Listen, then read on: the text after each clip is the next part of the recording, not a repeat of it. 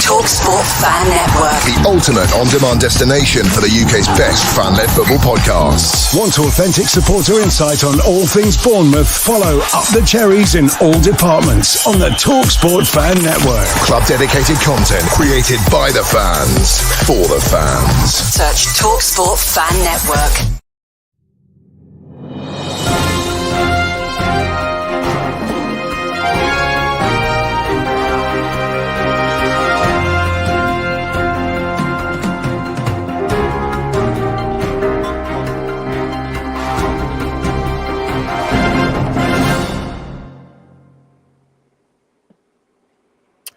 Well, hello, good morning, good afternoon, good evening, greetings to all of you from wherever you may be watching in the world, and welcome to Up the Cherries in all departments. But sadly, you are not seeing either Craig Beasley or Matthew Harrison tonight.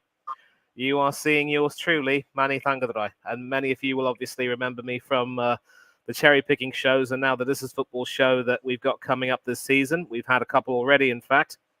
And of course, this time I'm not alone. I have Ryan Mather from Huddersfield Town Fan TV. A very good evening to you, Ryan, and how have you been? Yeah, good evening, Manny. Yeah, I've been all right, thank you. Yeah, just plodding along, you know. But yeah, it's good to be back on the channel, and I love this channel. I think it's fantastic. So I feel very lucky to be asked to come on again. But yeah, big up to you, Manny. Hope you're well as too. Yeah, can't complain. Obviously, you know, obviously the Premiership season has been, you know, ongoing, and I have been trying my best to keep up with Arsenal and other stuff. And, you know, when you don't live in the UK, it's very difficult for me to get, you know, up-to-date news on the rest of the English Football League. And that is why we are very glad to have you here. Obviously, I know you'd rather be speaking about Championship or even Premiership matters, but from the looks of things, the Terriers have made a bit of a start to the season, haven't they? Pretty good start. Yeah, obviously it has been a good start. I think the performances not so much, admittedly, over the last few weeks. Obviously, we got knocked out in the Carabao Cup midweek as well, which was a bit of a blow for us. The league's always going to be the priority, but yeah, it's been good. I've liked the recruitment as well that we've made over the summer, and Michael Duff as well. Michael Duff has been fantastic since he's come in. I think I really like him. But yeah, 3 wins out of 3 in the league. We want to make it 4 tomorrow against Rotherham, our Yorkshire neighbours. So yeah, I'm really good to. I'm just going to games now, looking forward to the games, and that has been a long time coming for us as Town fans. Yeah, we've just been dreading going to watch games really. So yeah, it's a nice change, but yeah, things to work on. But hopefully, we can continue that momentum tomorrow. But yeah, really good. That's wonderful. I mean, well begun is normally half done, they say. Now, of course, I did mention Matthew Harrison, who isn't on right now, but he is working his magic behind the scenes. He obviously flashed up a graphic. A rather shocker, a bit of a shocker, really, for football fans, especially of Bournemouth, with, as far as Arsenal are concerned, it's out with one former Bournemouth goalkeeper and in with another, with the Bournemouth skipper Neto replacing Ramsdale at Arsenal. And for me, what's shocking about it is I'm not too sure why Bournemouth would even want to make this sort of a deal, really, because having said goodbye to the Irish veteran Darren Randolph and also not being willing to entertain the loan option for Florian Radu, I don't even know how many goalkeepers would be on the books of Bournemouth right now. At the moment, they are left with Mark Travers, who did, in fact, come in for Neto near the end of last season and performed quite admirably. But Neto did start the first 2 games, and, you know, he hasn't exactly done too badly in 2 1-all draws against Forest and Newcastle. So why Bournemouth would agree to the deal would be, you know, beyond me. And, you know, losing your skipper like this, you lose that bit of leadership. So it looks as though Adam Smith, the veteran defender, will have to pick up the leadership slack for now, having... of course, been named vice-captain, and Lloyd Kelly is, of course, no longer with Bournemouth. But I will accept that Neto isn't exactly a very consistent goalkeeper, but he is certainly reliable. And hopefully we should be having Derek Healy, better known as Del Boy Gunner TV, coming on to talk about this transfer deal and other Arsenal-related activity. But from a Bournemouth perspective, I really don't know if I would like this deal personally. And Ryan, you might have seen Neto play quite a bit. And obviously, Arsenal, from the looks of it, are getting a quite experienced understudy to David Raya. But heaven forbid if Raya does, get crocked. I mean, Neto's steady, he's reliable, but he's not really world class by any means. Would this deal make sense for either club? Yeah, I mean, it's a bit of a strange one, isn't it? I think, obviously, Bournemouth letting go, the captain, it is a bit strange. Obviously, like I said, he's a good keeper, though. I'm not too sure why he would like to go to Arsenal, because especially if he's not going to get much game time, obviously it's a bit of a silly move from that aspect too. But from Arsenal's point of view, like I said, I think it is. I think when called upon, he'll certainly do a good job. So, from Arsenal's point of view, I kind of understand it, because it's not like he's going to be playing every week, is it? So yeah, that's my thoughts. But very surprised to see Bournemouth letting go for sure. Absolutely. Now, of course, I did mention Aaron Ramsdale in passing, from one southeast club by way of Arsenal to another. He is now a Saint and has, of course, joined Southampton in what could very well be a 4-year deal. It is expected that he will end up slotting straight into the team, with playoff hero Alex McCarthy being dropped to the bench. McCarthy, of course, was at fault for Newcastle United's winner when Southampton went up to St. James's Park. Now, as an Arsenal fan, I can't say that, frankly, I can't say that I'm too disappointed with Ramsdale leaving, because obviously, he needs to make sure he gets some first-team football and gets his career back on track. And there's no denying that he has some talent and ability. But the problem is that when he was at Arsenal, he never seemed to me the type of person who was serious about developing his craft. He'd make a few good-looking camera saves every now and then for the sake of the fans, but he spoke on many occasions about how he had concentration issues over the course of 90 minutes. And I'm sorry, but at the risk of being ruthless, that isn't good enough for a club like Arsenal, where you're expected to challenge for the league and also hoping to try and do good things in the Champions League, especially with the new format that's been introduced. And we're not going to talk about that now. But hopefully this will be a good deal for him. And if he can at least avoid a third relegation on his CV, I think he'll be a happy chappy.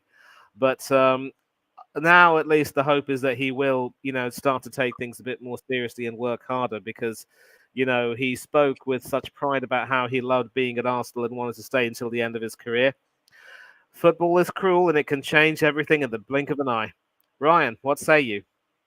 Yeah, I get what you're saying about Ramsdale. Maybe, he didn't really do very well at Arsenal, but I just think the pressure at Arsenal is very big, isn't it? And I think it's a good fit for him, to be fair, going to Southampton. Obviously, as long as, like I say, we'll be hoping they stay up. It's going to be a tough task for them to stay up, but I think they'll give it their best. But yeah, they're going to get a good keeper. I think that he has got talent, and I think the pressure will be obviously massively less so at Southampton. So I think I don't think he's a top keeper that can play for a club like Arsenal. Ultimately, I think he found himself at too big of a club. No disrespect to Ramsdale, but yeah, let's see what he does. But a very good deal for Southampton, and yeah, so good stuff.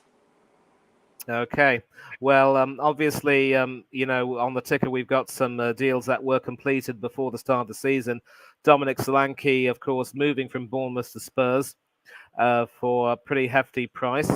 And, we're seeing Everton also engage in a lot of activity.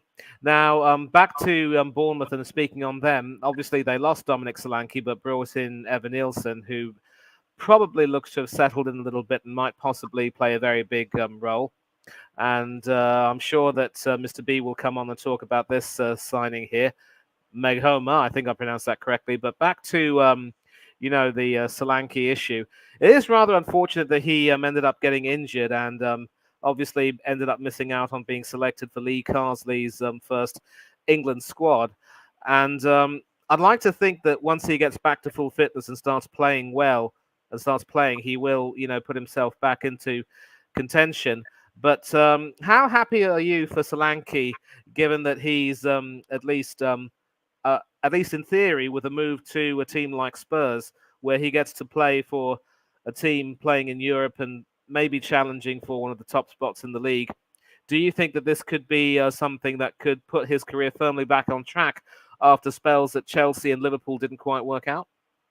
Yeah, look, it's a big opportunity, isn't it, for him, certainly. I think, constantly, like I say, it's obviously not worked out at previous big clubs, but this is another opportunity for him, and I'm sure that he will be really eager to prove that he can, play at one of the top clubs. So, look, Tottenham, I think it's a good move. Obviously, Bournemouth have replaced him very well with Evan Nielsen, who, for me, is a very good player for me.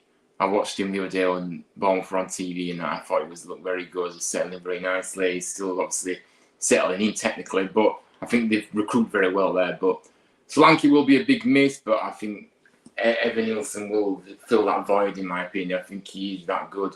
But yeah, Solanke, it will certainly be interesting to see how he gets on, because I think it's kind of a situation where if he isn't able to produce the goods, then he may have to look at, maybe not looking at one of the bigger sides in the league, maybe looking at somebody a bit less so, because he clearly won't work out if he doesn't work out for the third time. But I think it will work out. But just depends the service he gets, isn't it, really? But I do love Solanke, and I think he deserves another opportunity, and I'm sure he'll take it. Yeah, and there's certainly quite a few people who believe that he should have been picked in Gareth Southgate's Euro 24 squad ahead of the likes of Ivan Toney, only for Toney to shut many of us up with one or two important cameos. But thankfully, no more Southgate, Lee Carsley. And obviously, it will be interesting to see how well he does when he goes back to the Aviva Stadium.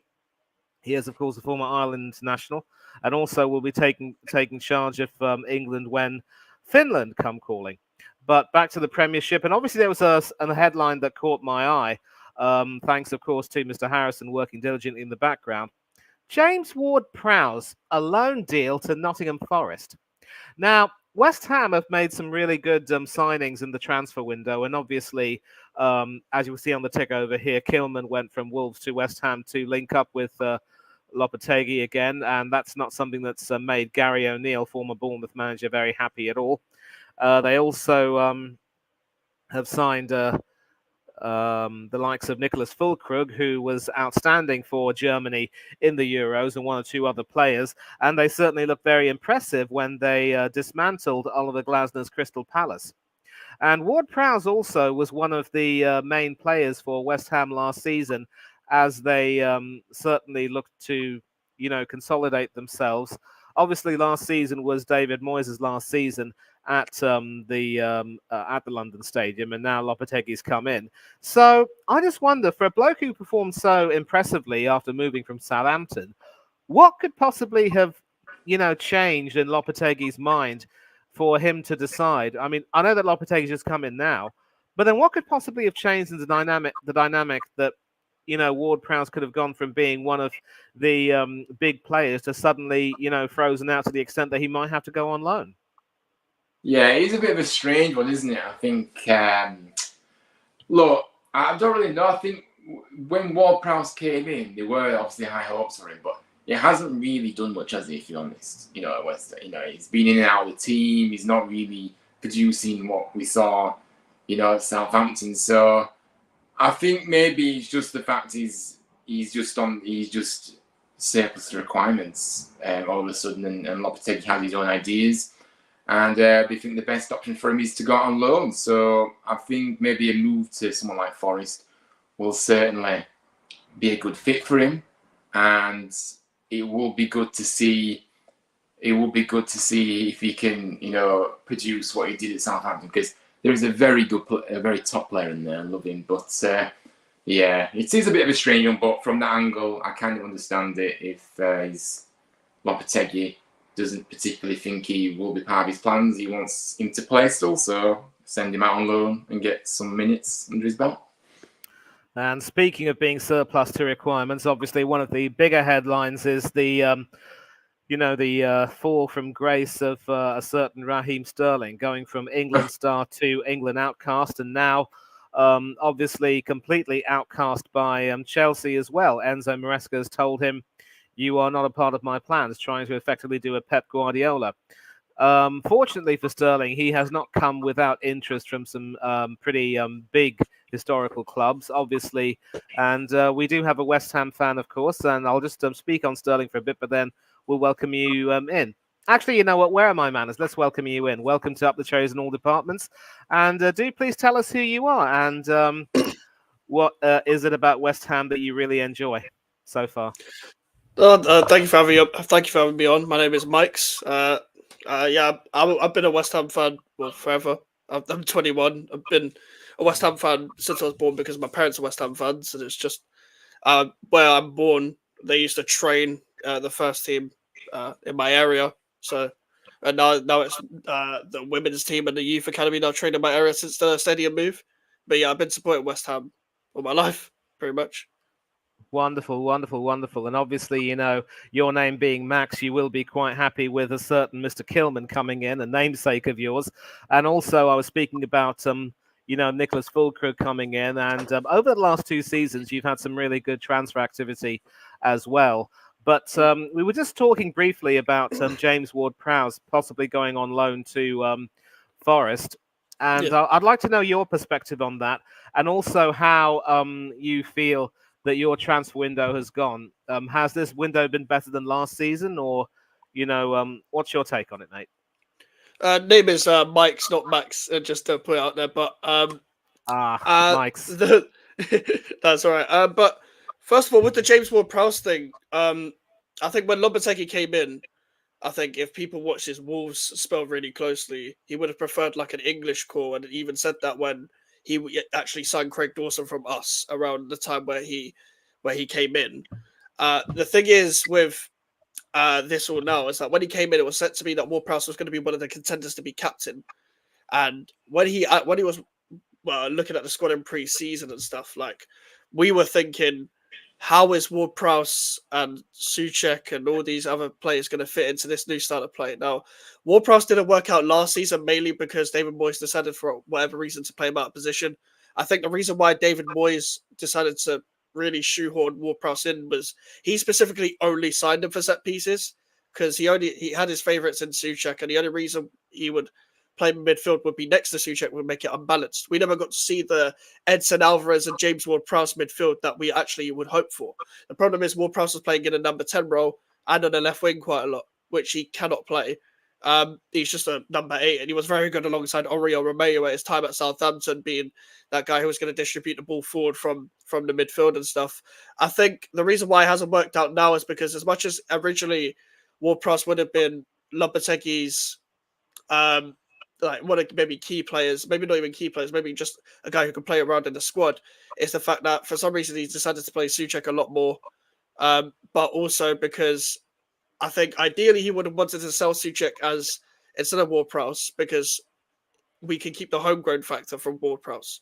But the problem is nobody is actually interested in Souček. So with the Ward-Prowse thing, like there was a lot of clubs that were interested in the Premier League still. And he really wanted to get Carlos Soler in from PSG, who's probably going to be announced in however long. But I think that's the reason why James Ward-Prowse left, mainly because that was the easier one to shift out, 1 in for 1 out in a similar position. The thing is with this window, it's way better than the last year's window because obviously David Sullivan decided to take a step back from footballing decisions finally, and then hire Tim Steidten to be in charge of the whole footballing decisions. The reason why it's so much better than last year is because the manager and the director of football didn't align. And I think the long-term plan was, okay, we're not going to pay compensation to get Moyes gone. We're going to let him run down his contract.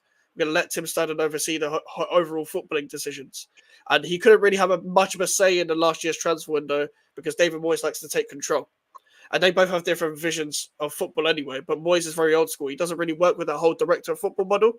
But Steidten is obviously that guy who's very hands-on. He obviously worked with Xabi Alonso at Bayer Leverkusen, for example. And using those connections like in the Bundesliga, the only signing that was his choice was Mavropanos, because Ward-Prowse was a Moyes signing, and Edson Alvarez and Mohamed Kudus were already identified before Tim Steinen came in by Mark Noble, who's around in footballing decisions, and also former chief scout Rob Newman. They went to go and identify Edson Alvarez, but also went with Mohamed Kudus whilst watching an Ajax game as well.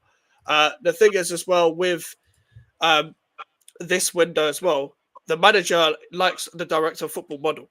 So he's got every player he wants. He left Wolves because he wasn't backed. He felt like he wasn't backed. He wouldn't have taken this job specifically if he wasn't going to be backed either. And in pretty much every position that he wanted to address, which was many of the positions I would have loved this club to address, we've done it. And because of we've actually got a proper footballing structure. That's why we've been able to get deals done so quick. There was a bit of impatience between a Max Kilman signing and a Somerville signing. It was like a 3-week gap. But then we ended up signing 5 players in 2 weeks. So the reason why this window's been so much better is because everyone at the club has the same exact vision rather than trying to compromise a bit too much. Yeah, and obviously, I was mentioning Kilman and Fulkrug. Another player, of course, who's signed for you lot is a certain Aaron Wan-Bissaka, who went back to another of his old stomping grounds, Selhurst Park, and had a pretty decent performance. Just briefly, obviously, I also remember that you signed Wes Fotheringham to join your goalkeeping ranks. I'm a bit surprised that Lucas Fabianski is still there. I thought he would have retired by now, just like his countryman Wojciech Szczesny. But just briefly as well before you leave, because we're going to talk about the League Two. The EFL with Ryan, of course. But now that you've spoken about the structure, which has improved a great deal, and how you've also made some good signings and are looking to move on from the Moyes era, are you hoping for another European push, or where abouts do you see yourself being at the end of the season? Maybe also another cup run or two, perhaps. Yeah, I think obviously a cup run would be ideal. I think obviously, unfortunately, the new Carabao Cup structure doesn't really help because we got Liverpool away again this year, which we got last year. The difference is that last year Moyes didn't even try. He played the second string team. But with this season as well, I think everyone would love another European campaign. We all enjoyed the European days. I don't expect it to happen this season, just because purely from the perspective of it will take a long time to integrate these players into a whole new style of play, and a lot of the existing players that have played were the previous style of play before. So a lot of these players are going to have to get used to each other anyway. My standard for this club since moving to the stadium has to be Europe, because that's what we were promised when we moved to the stadium in 2016. And if you really want to move into a new stadium and really kick on, then Europe has to be the standard. And obviously getting to the top 4 would be the league standard dream. Obviously winning another trophy is the ideal dream, like winning an FA Cup or whatever. But we really need to challenge the big boys now. There's a chance now that in the Premier League, a big 6 teams won't even finish in the top 6 necessarily all the time. So you've got to take those opportunities, like if you're West Ham and Aston Villa and Newcastle, etc. And with this season, do I expect us to get Europe? Probably not. But I think next season we have to, purely because we've signed all these players and we're probably going to sign more players next season. We've managed to put ourselves in a financial situation where we can manage our funds properly, and there's probably going to be players that are going to leave that probably will underperform this season and probably will leave next season. We're becoming slightly more ruthless. That's how we really should been in the past 5 or 10 years, to be completely honest.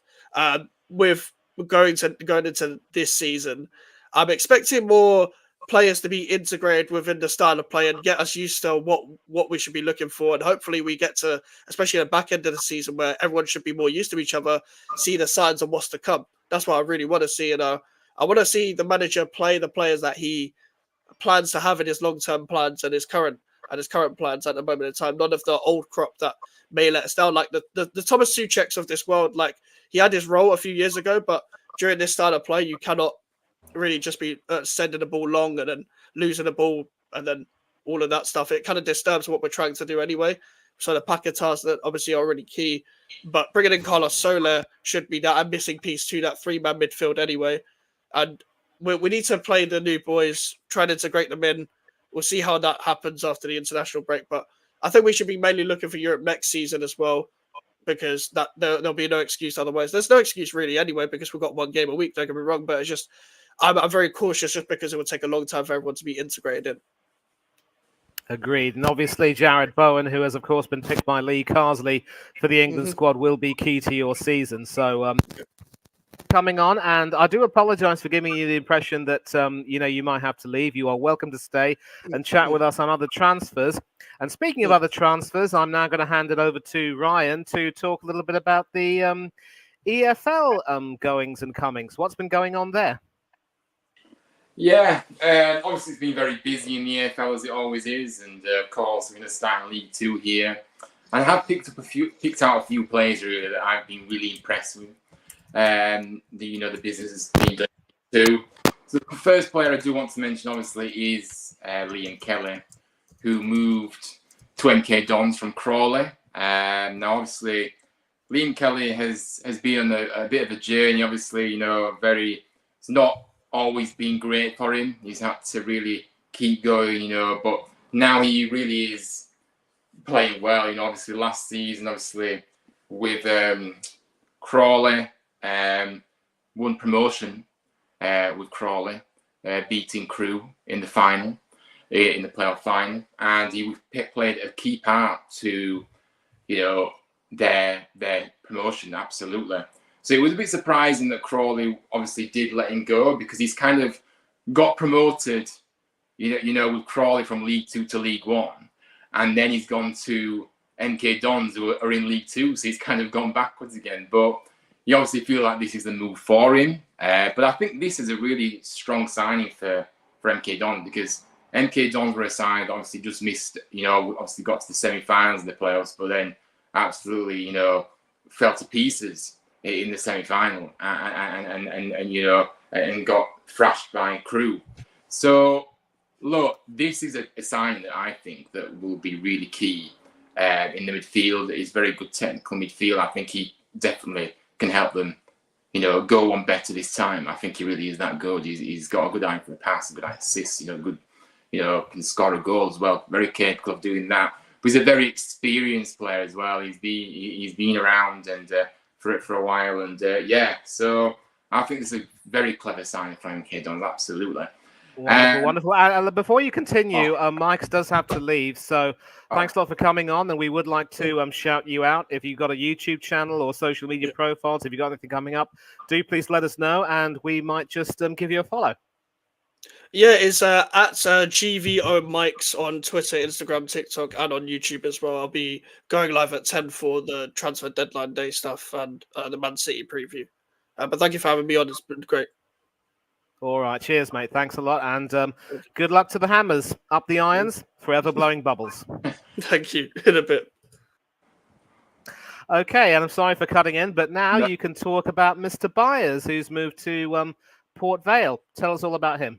Yeah, so, no worries, it's fine, don't worry. But so George Byers, obviously a player again, 28 years of age, very experienced. He had plenty of interest from elsewhere, including obviously Blackpool, where he spent last season on loan. And he's obviously opted to reunite with, an ex-boss of his that he was at Sheffield Wednesday with, Darren Moore, who of course is at Port Vale, and we don't have good memories of him at Huddersfield. But anyway, obviously he's done well. But anyway, obviously his contract expired with Sheffield Wednesday, so he became a free agent. So a lot of these transfers, by the way, I forgot to say, a lot of these transfers are free transfers, because you can imagine in League Two there isn't much money, and the free market is certainly something that a lot of League Two clubs have to go down, and plus you can still get some very good players that it may not have worked out higher up, but they'll still do a very good job for you in League Two, and or some that's maybe been in League Two and just want to kind of just try and help another team get up to League One if they can. So no, I think this is a very good sign. Obviously, a really good defender for me, and I think he'll bring experience to Port Vale. And I'm not too sure what their ambitions will definitely be to try and get in the promotion picture, but he will certainly add stability to the back. My final player, these are only a few, but obviously, yeah, we'll just kind of do these. Billy Sharp, who people... I can't help thinking that I've heard this name somewhere before. It's sticking in the back of my head. Was he a Premiership player once upon a time? He's been around the blocks as Billy Sharp, very experienced. I believe that he was in the Premier League, but actually it has been a while since that. But I'm just going to do a bit more digging here. He was with Sheffield United numerous times, probably when they were in the Premier League. He's been at Southampton in the 11-12 season, Nottingham Forest. He's been at Leeds as well. He's been all. He loves the Yorkshire. He loves the Yorkshire clubs. By the way, he's been at so many Yorkshire clubs. Obviously, went to Hull, and now he's. You've actually got this thumbnail wrong, by the way, because it says he was at Hull. And he's moved to Doncaster. He says Sheffield Wednesday to Port Vale, so that's all. Yes. So yeah, he has moved to Doncaster, where he is a very familiar face in South Yorkshire. He's coming back to his spiritual home. Now, I know he is a bit knocking on a bit now, obviously 38 years of age, but certainly a big experienced player. And I think he'll do a very good job in League Two. Obviously, he may not be a starter, but he'll certainly, come off the bench and be able to provide something there. And yeah, obviously he was at Doncaster in 2009 before he made the switch permanent club record signing. So, like I say, he's been Club Player of the Year. He also scored 45 goals in 102 appearances in his first stint with Doncaster. So, look, I think he'll certainly, again, another team that really do want to be looking to try and get up to League One, and have been knocking on the door to try and get up there. So I think he will provide some goals, there's no question about that. And I think it's a very clever signing by Doncaster. Beautiful. And do we have any more of those transfers, or are we done with that? I think we might be. There was one that I think was was mentioned that we took off the graphic, I think. Do you know anything about that? Yeah, I do. Yeah, it is on my notes, but I've made some notes here. Yeah, so I will cover that one if you like. Yeah. Che Dunkley, a player, obviously a very popular figure at Shrewsbury, but obviously he has moved to Chesterfield, who have been newly promoted to the Football League, and obviously Chesterfield have high ambitions, to try and, get back up, get another promotion, should I say. Now, obviously, Che is a central defender, like I say, a natural leader, and like I say, very highly thought of at Shrewsbury. Made his 100th appearance and final appearance for Shrewsbury before moving. He's been there a few years, but obviously he's decided that he wants a new challenge, and he's joining Paul Cook, who I think is a very good manager, by the way. And I think Chesterfield need that solidity at the back, and I think he provides the leadership, the quality, and not scared of a tackle as well. So I think he will be crucial for them to try and keep those goals conceded down, and of course very good in terms of set pieces aerially. Very fairly tall player as well, so provides that outlet too. So yeah, that was another signing that I really liked.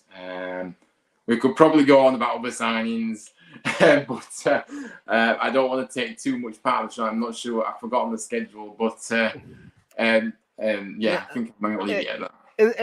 It's all right. You're all good. I mean, obviously, now, of course, we're going to talk a little bit about the... we do have a little bit of time to talk about some other transfers before we have an AFC Bournemouth slot. Hopefully, Craig will be joining us. If not, we've got Matthew coming in. But obviously, of course, the breaking news is, of course, that Manuel Ugarte has been signed by Manchester United. And I know that you follow Manchester United a great deal. But you will also be interested to know that a certain Scott McTominay has now completed a move to Napoli, and it looks as though he could very well be joined by his compatriot Billy Gilmore. Very interesting times indeed, because Scotland are now going through a bit of a period of transition in many ways, obviously, after a rather disastrous showing at the Euros. And Callum McGregor, of course, has retired. And McTominay, he was, of course, in some ways fairly important to Eric Ten Hag, but maybe it's a sign that he wants to try and evolve the squad a little bit and make sure that McTominay gets some first-team football elsewhere. It can only be good for the Scottish team. And, of course, Billy Gilmore, if he joins him there, then, those two Scots are going to have a bit of a time there, although they'll have to swap their haggis for more of the pasta wherever they are. I think in Naples, pizza's a lot more famous, as is Neapolitan ice cream, really. But, you see Manchester United quite a lot, and I think you will have followed McTominay and his career quite a bit. Would you see this as a good move for him as well? Yeah, no, I think, look, McTominay, I do see this as a very good move, by the way. I think, obviously, going to Napoli, he provides a test for him, see if he can, but in Serie A, very good league to learn in as well. Look, I think it suits both parties, to be honest. I think Man United obviously did chip in with a few, quite a number of goals last season. But I just think, for me, if you look at his overall game and what he was actually in there to do, I think he was below par in those areas. I think obviously Ten Hag has kind of looked and thought, obviously he's really going to be limited to game time this season.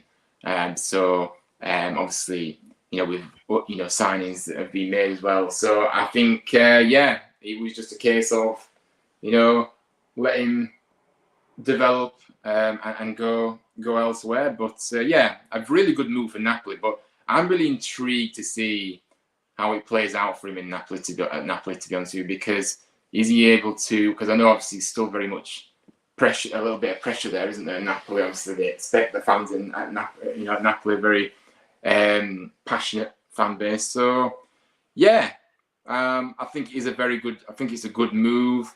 But if I'm being honest, I'm kind of glad that he's moved on from Manchester United. Yeah, and let me tell you, you're not the only one who's probably glad that he's moved on. Not exactly a very popular figure among some people in the Manchester United YouTube community, it must be said. And and this is a rather interesting one. Todd Cantwell moving from Rangers to Blackburn. I do seem to remember Cantwell playing for Norwich City back in the day, not too long back, and certainly, his moving up to Scotland, having the time of his life, playing in Europe whenever he could. I don't know if Rangers are going to do very much in Europe this season, but obviously they will be expected to challenge for the title again. Fat lot of good will do them, really. Celtic are just too good. And now move to Blackburn, who are in the Championship, I think. And Blackburn obviously have a bit of a history, founder members of the Premiership, former winners of the Premiership. Relegated, came back, but got relegated again, and now trying to get back into the high life. Cantwell is one of those figures for me, Ryan, who, certainly at the time he showed that he had some promise and a bit of potential. I just don't know if he was able to quite kick on and show the ability that would make him coveted by, clubs, at least clubs that would be, just promoted to the Premiership. Especially this season, you take a look at the signings that Leicester and Ipswich have made. Do you see this deal, him moving to Blackburn, as something that could possibly help him get back on track? What do you think he can add to the Rovers team? Yeah, look, I think it's certainly a very good move for him. No disrespect to Rangers, but I think in the Scottish League there isn't much kind of competition. Like, it's always between Rangers and Celtic, and the rest are kind of just there. I think it's a very poor standard of the league. So I think him going to Blackburn is a very good move, to be honest, because I believe that the Championship is one of the best to learn. Very much to develop and learn and get better at, because it's such a hard league, and I know that all too well. There's no easy game, and everybody, there's no kind of divide in the league like there is in League One, for example, where obviously you've got the top side, you've got top like half of the table where it's there, and then there's the bottom half is all kind of. I think So, look, the quality I think he will add, I certainly think he's very good on the ball. I think he's a creative player, he likes an eye for a pass, but also he's got a good strike in him as well. And I think for me, he's kind of been held back a little bit. He's not really he was very highly thought of, when he was a bit younger. And it hasn't really worked out for him as of yet. Like, he's not reached his full potential. I think there's a few reasons. It's not down to talent. I think he's just maybe had a few injuries and things. Struggled to keep fit. So I just think maybe this is the move that really, really, really kickstarts it for him. And yeah, so I'm intrigued to see what happens here. But I think he's a really top player. I think he's a good midfielder, and I think he'll add a lot of quality to that midfield of Blackburn to create those chances for them. If only Sammy Smodics would have stayed. Obviously the striker was just scoring for fun before he left to go into a higher challenge. So yeah, but still, he's still going to be a key player from this season. I think Blackburn are going to, like every team in that division, push towards the promotion picture. And Blackburn, of course, have a good history in the Premier League, and they want to be back there, but they have struggled to really make their mark in the Championship since returning there. So, yeah. Yeah, I get that completely. And very soon, an interesting one here. Trevor Chalobah of Chelsea agreeing a loan deal with Crystal Palace for a season. I don't know if there are going to be necessarily any options to buy, but certainly a move that could also suit him. And it looks as though the clear out at Chelsea is well underway. Obviously we've seen Sterling and I think Chilwell, among others, told that they're not really a part of the future. And Chalobah obviously is one person who has shown some ability, but also not quite been able to kick on. It just seems as though loan moves are probably the order of the day for players like Chalobah and others who, just want to get some game time and maybe, have a chance to try to prove themselves away from their parent clubs. What do you think of Chalobah? And I think under Glasner, he should be able to learn a great deal. And Crystal Palace will need some help, though, having lost both of their opening games. Yeah, absolutely. Look, funnily enough, Trevor Chalobah had a loan at Huddersfield, and I remember him very well, and I thought he did good bits for us at times, and I think he's a very good player. Look, I think Chelsea just seem to be just shipping out these loans. These youngsters never really get a chance to be in the first team, and they just end up going out on loan continuously. I don't necessarily feel like that helps the player, because I think that a player like Chalobah obviously wants to be settled, and when you're not allowing him maybe to move permanently away, and you're just saying, well, you can leave, but you need to leave on loan because we still want to keep you. So, look, I think it's a good move for Crystal Palace. They certainly, will add something to their ranks and help them along the way. I think Palace certainly need additions, and he certainly fits the bill. So, I think it'd be interesting to see how it develops here. But Chalobah, I think it's a good move for him, but I think really they need to allow him to move permanently. But yeah, I don't really know what else to say about this deal. But yeah. Well, sounds really good, and hopefully, it will be to his benefit. And these are just the transfers that have been updated in recent times, and obviously, before the season, we had some pretty big money moves. One of them, of course, with an Arsenal connection, being the departure of our very own Emile Smith-Rowe, who has gone to Fulham and has made a bit of an impression, scoring one of the goals, one of Fulham's 2 goals against Leicester as they won, and also played 90 minutes against Manchester United at Old Trafford. I would go so far to say with Smith-Rowe that one of the biggest problems with him at Arsenal was that he was never really going to break into the first team with, Arteta planning a certain way of playing, and also with the players ahead of him in the pecking order. And injury-wise, it just wasn't really working for him. I remember, he came on as a substitute at Old Trafford and ended up getting injured during the warm-down following the game. But since then, He's, I think, played plenty of minutes now for Fulham, probably more in these 2 games than he played last season, it must be said, with Arsenal. So I'm really, really happy for ESR, and I just wonder if this could very well be the. I mentioned that Billy Gilmore could also be joining McTominay at the Napoli, but I just wonder if hopefully this move across the capital to Fulham might be the one thing that kick-starts his career and maybe sees him, start fighting for bigger and better things again. Yeah, absolutely. I think it's a good move. Look, I think Arsenal, obviously, like you said, he did have a few injury issues, but I just think he was never really given a chance when he was fit either. So I think there's a fine balance as well. But yeah, no, I think it's a good move for him. Still stays in London, of course. So he'll still feel very much at home. And I do think, again, another player that's been on loan at Huddersfield, and I absolutely loved him when he was with us.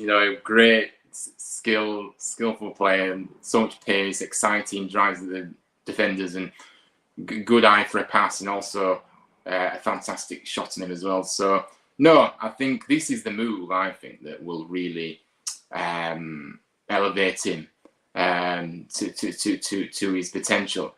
And who knows, maybe onto bigger and better things. No disrespect to Fulham, but maybe he does have high ambitions to, go higher again, one seat. But yeah, anyway, he's only just moved. But I think it is a good move, definitely. Wonderful. I mean, I'm not too sure that Fulham fans would be happy at the prospect of him using Fulham as more of a feeder club the way Edwin van der Sar did. But there's a part of me that thinks that maybe Smith Rowe might show a little bit of loyalty to the Cottagers for giving him that chance. And you just never know. And speaking of loyalty, moving to Aston Villa, they made some very big activity over the summer. And there could be some talk about them trying to get some more players. Very interestingly, of course, they signed Amadou Onana from Everton with Tim Iragbunam and one or two others going the other way.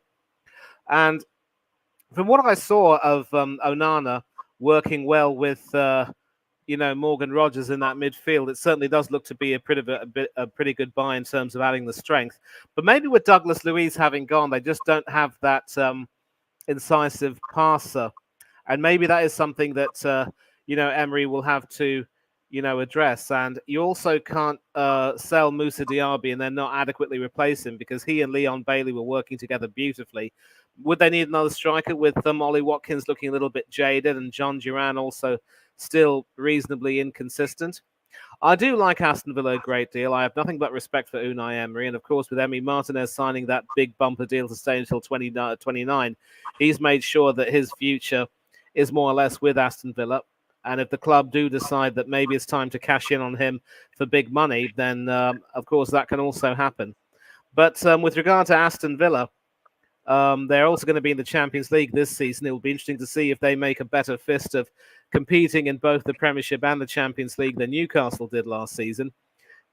But in as much as Villa have made some good progress and have done really well in the transfer market, there are still some soft spots in that team, aren't there? Yeah, I think for me, talk about obviously depth to cover the Champions League. I'm not too sure they do have the depth, to be honest with you. I think they'll struggle. But look, I'm the same. I do like Aston Villa. They have got some great players, and yeah. So I think I knew Unai Emery is a good coach as well. I really like him. So yeah. It'd be interesting to see what they do in the Champions League, but I can't see them doing any better than Newcastle, who struggled. I just don't think they've got the depth and quality required to be able to rotate and still win games. So, yeah. Yeah, there was some talk about possibly them trying to make one or two deals happen before the end. I don't know if you could necessarily believe them, and you and I know as well that there's so many rumors on Twitter. It's sort of like a hotbed of gossip more than anything else. You just don't even know if some of those sources are actually true or not. So Emery will have a little bit of work to do with his team. Certainly, as I said, that central midfield partnership of Onana and Rogers are excellent at carrying the ball forward, but maybe that incisive passing ability and the ability on set pieces may not quite be there just yet. So that is something they'll have to work on. But Rogers from Middlesbrough, you might have seen him play, obviously, in the Championship as well. You'll know all about him. What a signing he's proven to be, and what a good talent ID Emery has, eh? Yeah, Morgan Rogers was such again, learning, in the Championship and really working on his craft. And I think, I think he's a natural goal scorer, and I think he's got a lot about him, pace, so I think he's got a real gem there, absolutely. And it'd be interesting to see how he continues to develop and grow as a player. But I think he's in safe hands at Aston Villa. And I think it's a fantastic move for him, and one where I'm sure he'll continue to flourish and keep getting better. Yeah, that move actually was in January of last season, of course, the only bit of transfer activity they did. And it was obviously with PSR rearing its ugly head over them, they had to get rid of Douglas Luiz and Moussa Diaby and a few other players. I will be interested to see how well they do, but that'll be something which we'll have to take a look at. And of course, we are going to talk a little bit about Bournemouth, and they've replaced Neto, obviously, with Senor Arrizabalaga, which is probably why they chose to let Neto go. But to be brutally honest, and I think we've got Mr. Harrison coming on, and Matthew, thanks a lot for all of the work you've done behind the scenes. It's wonderful to know that you're supporting everything. We were speaking about Neto letting your skipper go, and now you've got Arrizabalaga in. Yes, he's won 2 Champions Leagues, but both of them have been as a bench warmer, really. And it's the transfer activity has been, at some ways, for want of a nicer word, spectacular in some respects. But how do you think these transfers are going to help the Cherries do this season? I think it's just a good sign of progression, really. Yes, obviously we've lost Dom, which is obviously a massive hole, in our side. But all credit to the club for finding, a replacement as quick as they did in the likes of Ivan Nielsen. He looks hungry.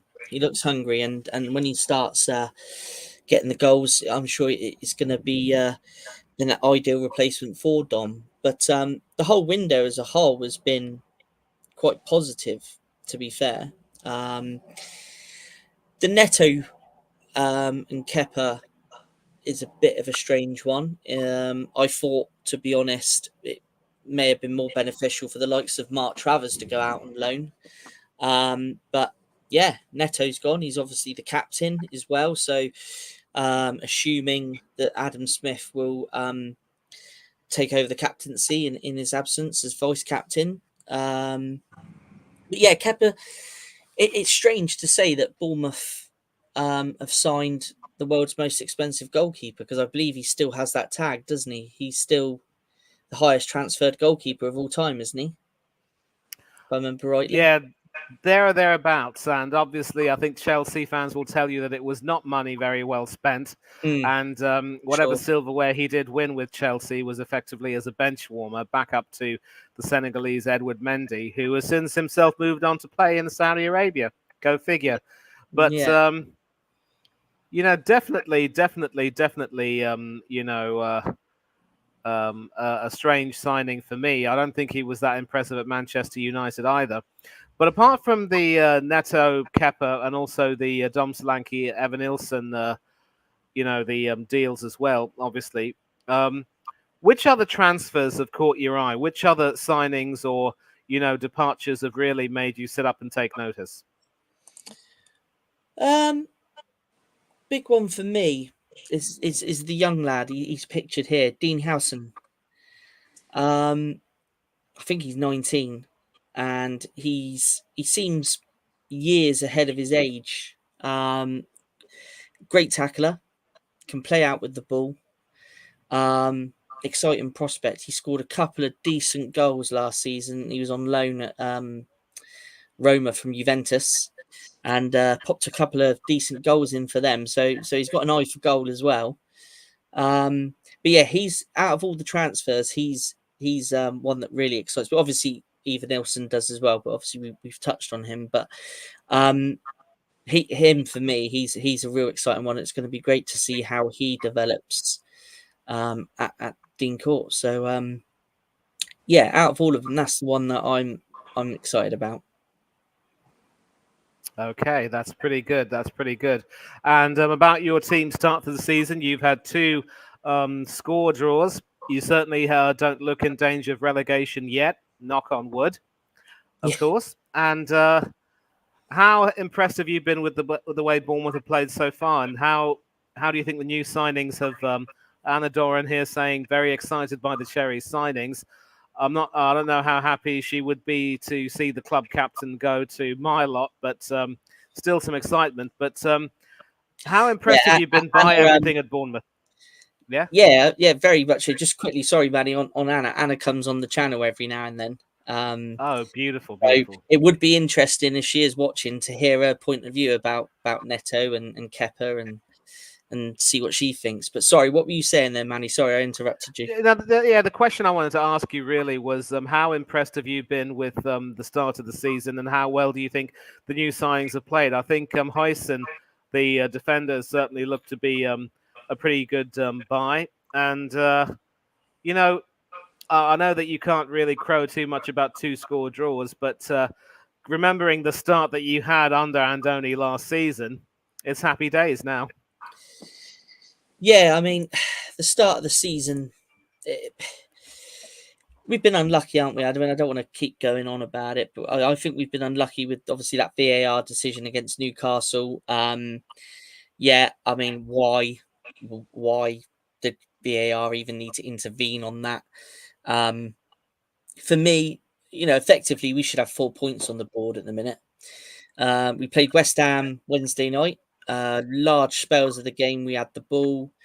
We looked in control of the game, but we just couldn't seem to put the ball in the net. And obviously, again, another arm from Bowen, which put the ball in the net for him.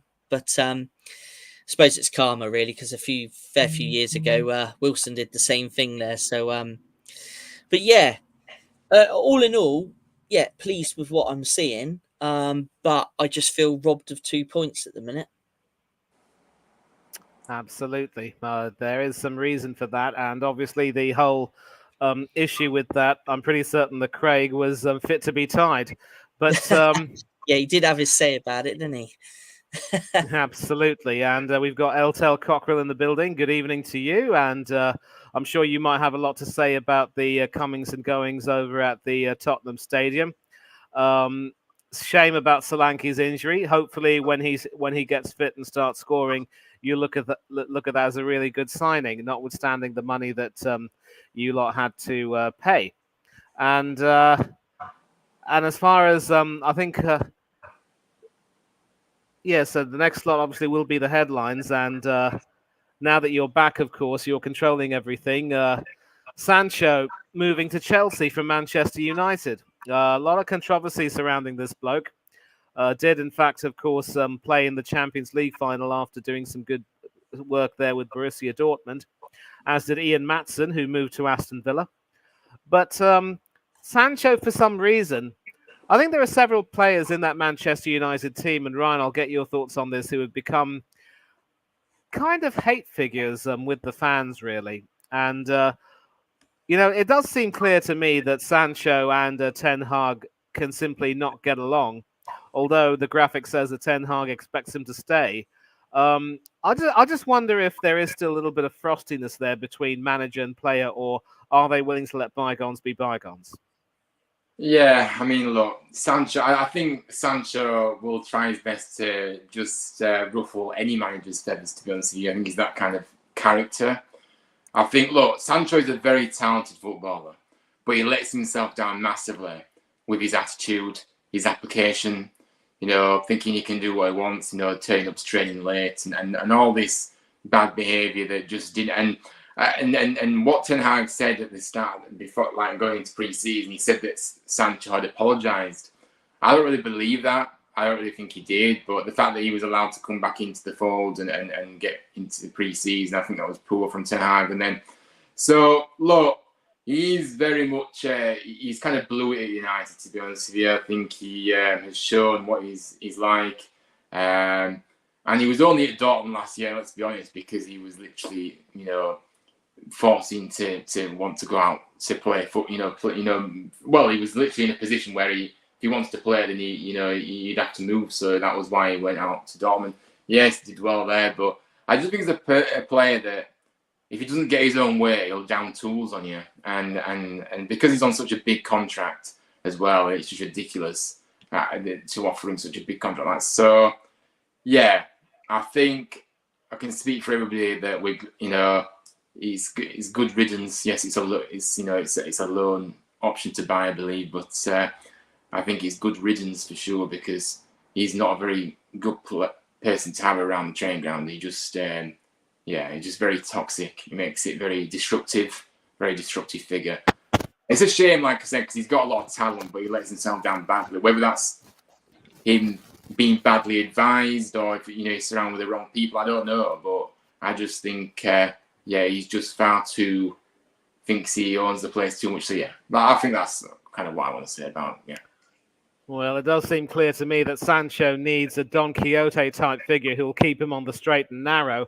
I just don't know if it's going to be Enzo Maresca. And of course, the transfer news has just been confirmed. Napoli have, in fact, completed the Billy Gilmore transfer. So there's going to be a lot of. I'm not too sure you'll get some pretty good whiskey over there in Naples, but McTominay and Gilmore are going to have a pretty interesting time over there, as I mentioned. And of course, this news as well, Ryan Fraser is a Saint. Fraser completing a move to Southampton on a 2-year deal. So clearly the Saints, having come back into the Premiership, are also making some interesting moves as well. And also there was a story about Ipswich trying to get Reece Nelson from Arsenal on a loan deal. And personally, for me, that could be something that will help Nelson in many ways. And it's good that, some players who clearly may not see that much game time under Arteta and who haven't really been able to take the opportunities that they've been given, they should now end up moving away. We've already said goodbye to ESR. Eddie Nketiah to Palace, for me, is a case of good riddance, but I hope he'll do well. I hope Aaron Ramsdale works hard at Southampton. And of course, speaking of Palace, Guéhi will remain at Selhurst Park with Newcastle out of the race for him. And it might be a good thing for Palace as well. But I want to get your boys' opinions on the England squad as well, because obviously Lee Carsley has picked Guéhi and Stones, who were very effective together in the Euros, but also there's a recall for Harry Maguire. Ezri Konsa is also in the squad. And there are quite a few people who do believe that Maguire shouldn't really be offered a route back into the squad, given how well Guéhi and Stones work together. Although having said that, there were times when Stones looked a little bit all at sea without his, conjoined twin, Maguire, with him in many ways. So, going to England briefly, and Ryan, you can go first, and Matt, you can go next. Should we see Guéhi now become much higher in the pecking order for England, and should Harry Maguire's days in the England jersey be numbered? Yeah, for me, I think Guéhi provided what he showed, stepped up when he counted in the Euros into and did fantastic. So for me, Guéhi is certainly a player that I'd like to see more of.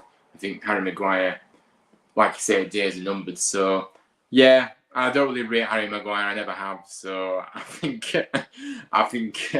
he has to take a back seat now, and Guéhi is overtaking him, in my opinion. And let that be a lesson to you, Harry. When you go to an Italian restaurant for dinner with your mates, you do not bring your own food. Baked beans, toast and soldiers, and custard pudding. Shame on you. Mr. Harrison, what say you, sir? You're mute, mate. Sorry, chaps. I think it's a natural progression now, isn't it, with Maguire? I think he's he's been a great servant for England. No one can dispute that, really. But I was really impressed over the Euros with Mark, and I think, for me, if I was Lee Carsley, he would be starting during the Nations Leagues, and Maguire's in the squad, but I think in time, it will be Mark ahead of Harry, unfortunately. That should be a good thing. And obviously, with the Newcastle deal collapsing, it'll be good for Crystal Palace, but not so good for Newcastle in many ways. And especially with Fabian Schär getting that stupid suspension against Sheffield United, one would think that Sir Eddie will need all the defensive reinforcement that he could get. Yeah, I mean, with that as well, just touching on that, Manny. I mean, I think he's bitterly disappointed that he's not managed to get this deal over the line, because not only for this season, but in terms for future seasons at Newcastle, Mark Gay would have been a fantastic asset. And fair play to Palace. They stuck to their guns. They wanted, was it called megastar money to sign him, and fair play to Palace. They're keeping a great defender who I think they've recently made their captain as well. So a great asset for Palace. But yeah, I'm sure Eddie's extremely disappointed about not getting this one across the line, because like we all saw at the Euros, he is a very, very good player. Okay, pretty good. Interesting comment here from Ghostface. If you can possibly put that up, please, Matthew. Yes, certainly. Yeah.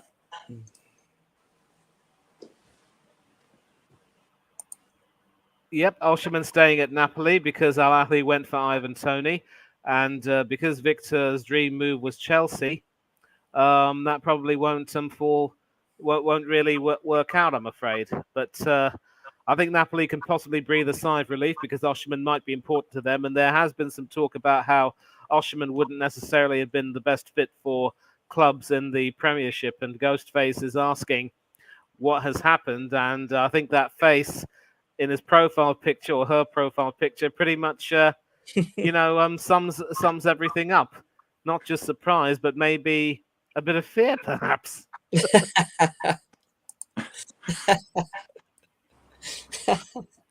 Yeah, and we do have Mr. B, for our Brentford fan, having just signed that left back. And I think you've got the graphic as well, haven't you, Matt? I think I said his name earlier. Maybe we can just put it up a little bit. And Brentford also had some good activity in the summer before the season. Yes, they did. I'll sort that all out for you, Manny. There's a comment here, and what I'm going to do is I'm going to drop back, and I shall catch you guys shortly. I think there might be some Ivan Toney news coming, so I shall see you guys shortly. Yeah. Brilliant, thank you, mate. Yeah. And Anna's saying, of course, surprised that Neto went instead of Travers when Kepa was announced.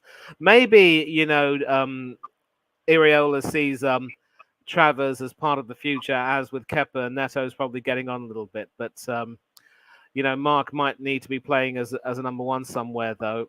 But maybe he'll benefit from the competition with Kepa. And, of course, with Gavin Bazunu injured, he could very well see some more action with the Republic of Ireland, who'll be playing England very soon. So, of course, I have sent, the link to Steve, and he's just seen it, and he should be coming on very soon, hopefully, to talk about it. And this is the left back in question, Jayden Megoma, for £5 million. And Brentford also did, buy a new goalkeeper in Valdimarsson, the Icelandic international, who kept a clean sheet against us. You remember that match very well, don't you, Mr. Mather? Did a watch along for that? Yeah, The less said about that, the better. Yeah, absolutely. Yeah. Mm. And Brentford have also made a couple of ex-Liverpool players one of their signings, a couple of their signings, rather. Had a good start beating Crystal Palace, but then losing to Liverpool. And Ray, it does look as though Adam Smith might end up being the official captain. But again, if he doesn't get to play very much, then it'll remain to be seen who gets it. It'll probably be one of the more experienced players in the squad.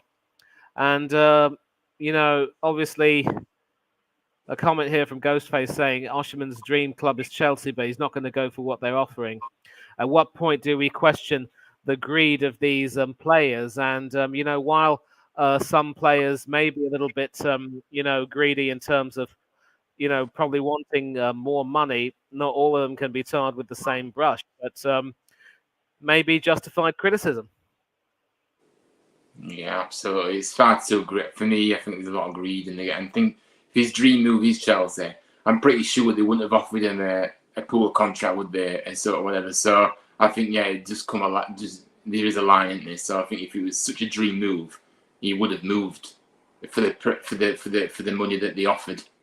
So. Yeah. Now, of course, I'm back to Sterling, and I was, talking about him before Mike's came on, and this particular move would normally have excited me if it was a few years back, and it does look as though the Mikel Arteta connection seems to be working its magic in some respects. Another Chelsea outcast joins the club, add another number to the score, as Neil Tennant so brilliantly sang. There is as I said, that there is a part of me that thinks that this would have been a deal I would have been interested in back in the day. Now, of course, he might be starting to get on a little bit, and you can't really say that he's getting on in a way, given that he's only 29 years old. He does look to be at a bit of a crossroads now, obviously, because Southgate has exiled him from the England setup, and many Chelsea fans are quite happy to see the back of him, given that although he had one or two moments of quality, it's crystal clear that his best days were, a long way away. And, does he end up signing as a potential backup to Bukayo Saka when normally back in the day, Saka would have been backup to Sterling or whatever it may be? And could this be a move that, benefits him? What sort of game time is he going to get? What sort of a role he's going to play? I'd like to think that maybe a better move for him would have been to have joined a mid-table club where he would have, had some sort of a role to play. Or maybe Arteta sees a role for him and he could perform that role to perfection. Maybe, do with Saka what Moussa Diaby and Leon Bailey did with Aston Villa before Diaby was sold. I'm sure you'll have seen him play for England as well, and he certainly was a fine player for us. I wonder what you'd think of this. Yeah, obviously, Sterling. I think it's a strange move, really, for Arsenal to go and see, if I'm honest. There is a lot of questions to be asked about, how many minutes he'll get and where he'll fit in. But I don't know. I just think Sterling seems to be coasting. He's been way past his best for a while now, and Chelsea he's quite injury prone too. So I don't know. I think it's a strange move, regardless if it's a loan or not. It doesn't really matter. But I think it's a bit of a silly signing from Arsenal's point of view if they do it, because I think it just doesn't make any sense. He's not done much at Chelsea, and he's injured a lot, and so. I don't know. I think this could be if it does happen, I think it'd probably be one that maybe Arsenal regret. Couldn't agree with you more, really. I mean, whenever we've purchased some of these ex-Chelsea players, some of them have worked out, others haven't really. I still think the jury's out on the likes of Kai Havertz and Jorginho. Yeah. David Luiz was, for the most part forgettable, but did have his moments. The less said about Willian Borges, the better. Petr Cech was very good for us, but clearly his best days were back at the bridge. And it's as if, will we ever learn when it comes to signing these players? And it's as if we just don't have the clout or the ability to get some of the really top players in. And of course, as ill luck would have it, one of our incomings, Mikel Merino, the scorer of the golden goal that knocked Germany out of the Euros at the quarterfinal stage, now has a shoulder injury. Oh, you're joking. Oh, dear. Oh, dear. Yeah, and I'm actually one of those people, Ryan, who wasn't going to thumb my nose at the deal. And of course, we'll talk about Edouard, of course, and Leicester City trying to sign him would be good. I do believe, Jordan Ayew has moved over there already, so that would be another good connection. And Crystal Palace have also let Anderson go to Fulham. two surprising deals in many ways, but maybe Glasgow has some ideas. And it's interesting to note as well that there are some clubs interested in Reece Nelson too. But I almost seem to have lost my train of thought in a way with those graphics coming in.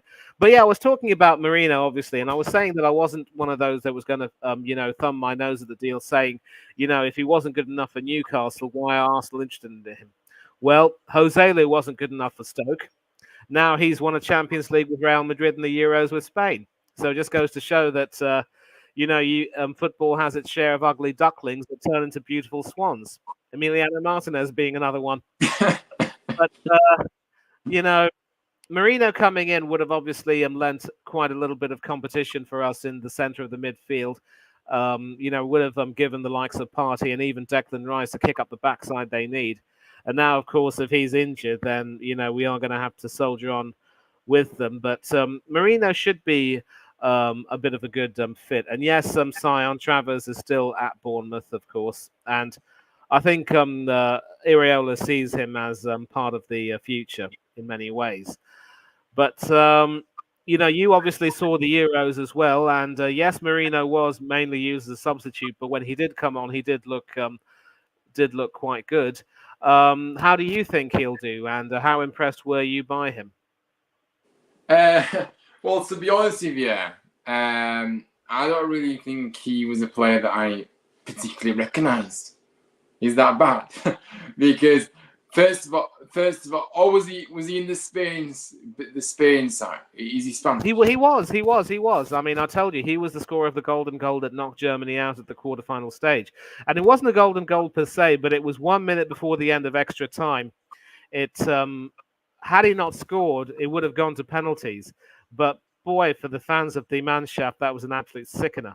And yeah, I do apologize. I mean, it's not. Maybe I knew him, but I didn't know his name. I knew him by face, maybe, but I didn't know him by name, maybe potentially, because I did watch a lot of the Euros. But I think he will add quality certainly. Then he certainly did help Spain along the way, like you said, and yeah, I don't really have much else to say about it because maybe my attention was focusing on other players in the Spain side more. I don't know. Yeah, well, just trying to get our Brentford friend, Mr. B, on, and he said he'd be on his way. But, maybe Wi-Fi issues here. And, an interesting one here, deal sheets. They're going to be submitted to the Premier League by the 11 p.m. deadline, which is about 40 odd minutes from now. And that gives clubs extensions to finish contract negotiations with players. And this just goes to show that whenever you try to get things done at the last minute, you're always going to have a few problems here and there. But, this is why sometimes, ideally, you want to make sure that you have a target in mind and try and work to get it done. And we at Arsenal, we're working hard to get some of these deals done, but the scrappy last-minute nature of this doesn't really fill me with that much hope that we're very serious about mounting a title challenge this year. And ideally, as I said, you want to see everything done as quickly as possible, ASAP. Have there been any occasions, Ryan, when you lot have tried to make some last-minute deals, and is that tension really worth it? Yeah, no, I've always believed that you should be very organised, and if you panic buying, you're just going down a really difficult situation, aren't you? So, no, I don't. I've never really liked it, and of course, we wouldn't have the drama we did on deadline day if they weren't last minute buys. Let's be honest. So it's really exciting to see the last minute deal go through. But so I suppose that wouldn't be there if everybody was organised and everyone would. But I get what you're saying. I think I certainly don't remember any particular last minute ones. There may be some, but I can't quite think of them at the top of my head at the moment. But yeah, no, I think relatively we we usually get our business done as soon as possible, and then we just kind of the window kind of peters out. But for me, I was hoping for a last minute signing today, but obviously it's not. Yeah. And it's not going to happen now. Yeah. Okay, and of course now we are going to sort of talk about a league which is for now your area of expertise, League One. Fire away. Absolutely. So here we are. A few particular players here that I'd like to pinpoint. Obviously, people may think that I'm very biased with the Huddersfield one in there, but I had to pay accolades to what we did in this sign, because I think Lasse Sorensen is a very talented player. I think he has already hit the ground running at the club already. But I think he had a hugely impressive season at Lincoln last season. They just missed out on the playoffs, but he was a critical part to their squads. He played over about 45 times, and I think he was a key component. He's such a great assister of a football. Providing chances for his teammates. Can score a few goals as well, which he showed last season. He's already got 2 assists in 3 games already with us. So he's just been. For me, this has to be a very good piece of business for us. Certainly fits Duff's style of play as well. Obviously plays in that wing back role on the right hand side. Loves to get forwards. Like I say. The delivery of the football that he gets in there is unbelievable. The amount of balls he gets in there is just fantastic. So, look, a highly talented player, full of ambition, experienced at this level as well, as I said, at League One level. So I think this, for us, is a very good deal. The fee was undisclosed, so we don't know. It always is undisclosed at Huddersfield. We never know how much we buy players for. But Sorensen, watch his name, because he will certainly continue to deliver for us this season. And he's still very young as well, but big future ahead, and really, really quick on the ball as well, and good control of the football. So very, very good. Very impressed with this sign. Excited to see what he can do for the remainder of the season. Now, another player that I picked out had to be Alfie May. I think Alfie May was a player that we had on our radar. He was looking like we were going to get him, and I was absolutely so happy, because this guy is a goal machine. Hit 23 goals for Charlton last season. Got the golden boot for them. Placed in the divisional team of the season in the process as well. Very experienced at this level, and like I say, he's a proper clinical, striker. So look, netted 43 goals and 85 appearances at this level for Cheltenham Town as well. So I think this is a very big move for Birmingham, who obviously have the same ambitions to get back up at the same. They've been splashing money for fun. Birmingham, but gutted that we didn't get him, because I really thought he would be a key component for us to get promotion. But unfortunately, he decided to take more money at Birmingham, where we couldn't offer him the high contract that he got there. So, but very, very good player, and definitely a player. He'll be top scorer, if not. I think he'll be top scorer for this league, in League One, absolutely, like he was last season. But Charlton, big loss for him. Big loss for them, for sure.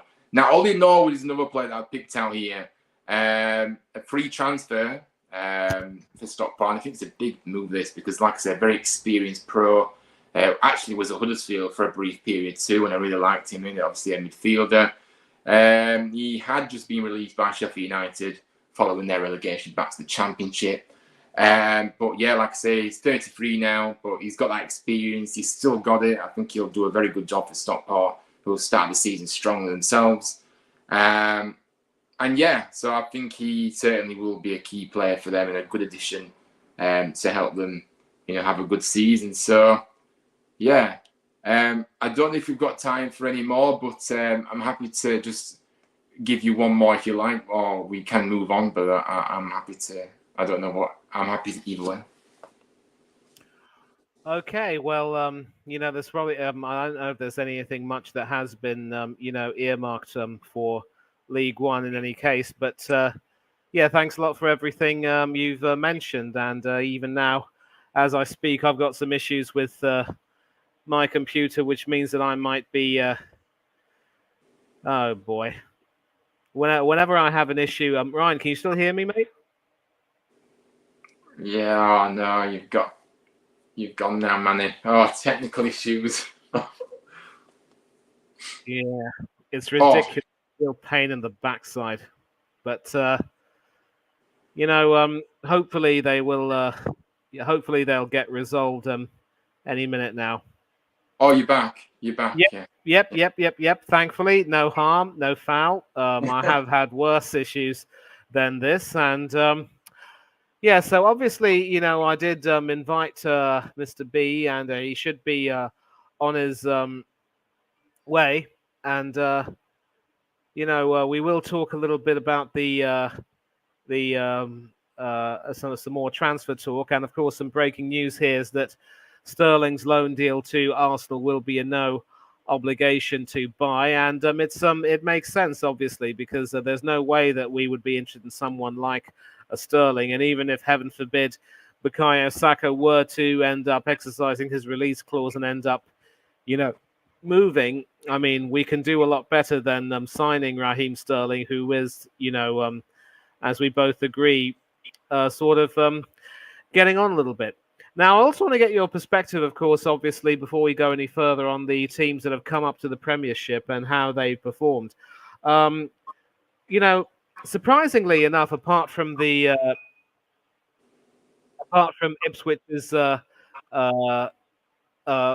defeat to Manchester City, all three of the teams have had pretty decent, decent beginnings to the season. I mean, obviously, in terms they haven't really won anything as of yet, but a draw and a loss for Leicester, a decent loss to Liverpool, and a heavy loss to Manchester City for Ipswich, and two tight losses for Southampton. And obviously, you will have seen a lot of seen these teams obviously playing in the Championship as well, and will have observed their fortunes as well as some of the players there. How have you been impressed by those teams as well, and how well do you think they'll do? Yeah, obviously, I think the start of the season haven't been ideal, but I don't know. I think Ipswich were fantastic in the Championship. They were brilliant, scoring goals for fun, and they were an exciting team, very front-footed, attacking football kind of style. But you really do, when you go up to the Premier League, you have to kind of adapt a little bit, not change your ways completely. But yeah, I do fear the worst for these promoted sides, if I'm honest. Ipswich, I think, will give a good go of it, but I don't really see how they're going to be able to stay up personally, but they'll certainly give it a good go. Southampton, yeah, I mean, they might just stay up, but I think it'll very much touch and go for them. And Leicester, I think Leicester are still kind of, I don't know, I just think they've got a kind of a weaker side as well. So I don't know if Leicester are going to be able to stay up. I think we might be seeing the teams going back down again, but maybe Southampton just staying up. But I think Leicester struggling for, I don't think they're going to do much. And yeah, Ipswich, I think they'll give it a good go, but I don't think they will. So yeah, that's my thoughts on the promoted sides. And I think you can definitely agree with me that Leicester should have done a lot better than getting the sacked ex-Forest manager Steve Cooper to come and manage them. I really have no confidence in his ability to get Leicester to perform as well as they'd like to at all. And that should be some satisfaction for you, yes? Yeah, oh, absolutely, yeah. I mean, I can't stand the bloke, and I don't particularly like where he came from, of course, and we'll never forget that playoff final that we got robbed in. Absolutely not. But yeah, so no, I think it was a strange move, wasn't it? And Steve Cooper, what was the thinking behind hiring him, really, from Leicester's point of view? Because they really ought to have gone for a bit more of an ambitious one. But yeah, I'll stop talking now. And but yeah, that's my thoughts on Steve Cooper. I don't like him. And I hope he fails. There. Well, yeah, and not a very nice note to welcome our Brentford fan on, but Mr. B, good to have you on. And you know, we were talking obviously about the left back that was signed, and you mentioned it in the chat as well. And you also had some pretty good transfer activity during the summer. And how buzzing are you, pun intended? Yeah, we're going to be talking about this man very soon, I should think. But well, I've been quite happy with it, Manny. We got a few in, you know. I mean, this has probably been our most busiest we've ever been in the transfer window since we've been in the Premier, you know. And I think we got at least 5 signings in, at least 5. And you know, I think we may have let 1 or 2 go. I think Onyeka's going somewhere, apparently on loan. I don't know exactly where yet, but there's talk about it. He's off on loan somewhere. And obviously we let Miles Peart-Harris go as well. He's off on loan. But yeah, we've got this guy in, Jane Magoma, 5 million, obviously from Southampton, who we're going to play, obviously, tomorrow. I don't know that much about him, to be quite honest with you. Obviously, he's a left back, and that's what we need. Importantly, you know, because obviously, unfortunately, Rico Henry's out yet again. And then, of course, we've also got Hickey out. He's going to be out for another season this season, apparently. He's all out again, another hamstring injury. Unfortunately, the guy's only 22. What is it with defenders and their hamstrings? Sorry, man. Yeah, I was just asking, what is it with Scottish defenders and their hamstrings? Yeah, I don't know, man. I ain't got a clue. It just it seems to affect this man, I tell you. Unfortunately, the guy's only 22, and he's got a hell of a future, but I just want him to start playing is the problem, you know. And we haven't got good enough right back, you know, to cover for him. Roersleff is never any good. I never rated Roersleff. Apparently, he's been at our team, our club, since he was 8, I heard. But why does that mean he has to keep playing? Because I don't rate the guy. I don't know what he does. He can't intercept. He can't mark. He can't pass. He can't tackle. He can't head the ball. What's any good about him? To be quite honest with you. And yet Thomas keeps playing him. Work that one out. I can't. Yeah, absolutely. But you will, of course, be quite pleased with the Icelandic goalkeeper Valdimarsson in your team, and of course the 2 Liverpool, the 2 Liverpool old boys, and obviously, you know, the Liverpool performance aside, I know that you were hopping mad, and I know that you weren't very impressed with the Bees when they beat Crystal Palace, but of course the win against Colchester in the League Cup would have made you feel a little bit better, I suppose. But before we move on to Tony, I wasn't that convinced with that, to be honest. But you know, as you see, that goal I showed you the other day, that was controversial. It could have been disallowed. Yep. Absolutely. I didn't think there was much wrong with it, but there you go. And you know, I think we haven't exactly started the season fantastically. I'm waiting to see us, you know, really kick off and really kick on. It almost feels like we're still in pre-season, you know. I'm waiting for us to really get up and start, you know, buzzing again and, you know, stinging these teams, you know. Like when we first come up, when we beat you lot and whatever, you know, and, you know, the other big teams, man. And, you know, we've been in here, this is our 4th season now. And 13th the first season, that was decent, really good. Then 9th, nearly Europe in our 2nd season. And then 16th last season, that was poor. Our poorest season we've had since we've been up here. And I was really worried. I was so worried. It was unbelievable. I thought we was going to go down. I really did. And I think we've got to start playing now. We've got to start performing like we are a Premiership team, which we are. And we got to start. We got to learn. You know, we got to stay up. We got to do better than this. And You know, Southampton, I don't underestimate them at all, to be honest. I know they can be a very good team, and I think we should beat them, but, you know, you can't take it for granted. You never can in the Premier, as you know. You just can't take anything for granted. Any team could do anything on their day, as we know. So, you know, but I am happy about this transfer window. I think it's been really good for us. You know, we got a few good ones in Carvalho, waiting to see what he can produce.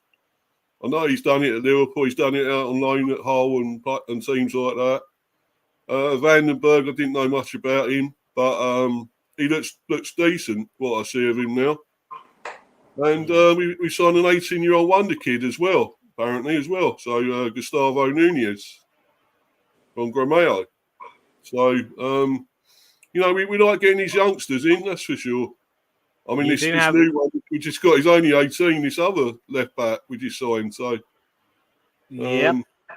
And of course, now we are going to talk about the elephant, or shall we say the camel in the room, with Tony having a medical in London to prepare for his move to Al Ahly. And Sky Sports is saying, don't be surprised if Chelsea make a late bid to try and hijack that.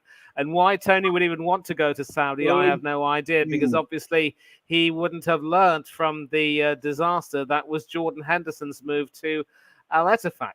So, I mean, Chelsea are still hoping to sign Osherman, but I suppose if Osherman falls through, then maybe they'll try a Hail Mary to get Tony. But clearly, you know, one of the reasons why I'm happy to have you here, Steve, is that you and Ryan share a bit of a contempt for Tony with his attitude, really, and think that both of you think that he shouldn't really have been in the England squad. And now, of course, if he ends up making the big money move to Al Ahly, I mean, obviously he will be, sort of rolling in the dosh, as Adele might say, but probably won't do too much good for his England prospects. But I think you'll be quite happy to just see the back of him, maybe. Oh, of course, yeah. I can't wait for him to go, man. I've been waiting for it for ages now, at least 2 seasons or more, you know. Okay, that season he got us a lot of goals and he was like third in the top scorers in the Premier. I think behind Kane and obviously Haaland. But you know, we knew what he could do. He was getting loads of goals. He's great when he's doing it on the pitch. That's fine. But you know, let yourself do the talking on the pitch, not off it. And we know what he's done. He's done gambling. He slagged us off. And you know, for that, I don't like the guy for it. As much as I like him as a player, a great player that he has been for us, and he's got us into the Premier, I can't wait to see him go, because I just know he's affected us as well. He's harmed the club as well as do it good. And, you know, I think he's just got to go, and then we can forget about it. And then it's Lat. It's life after Tony. Thank God. Yeah.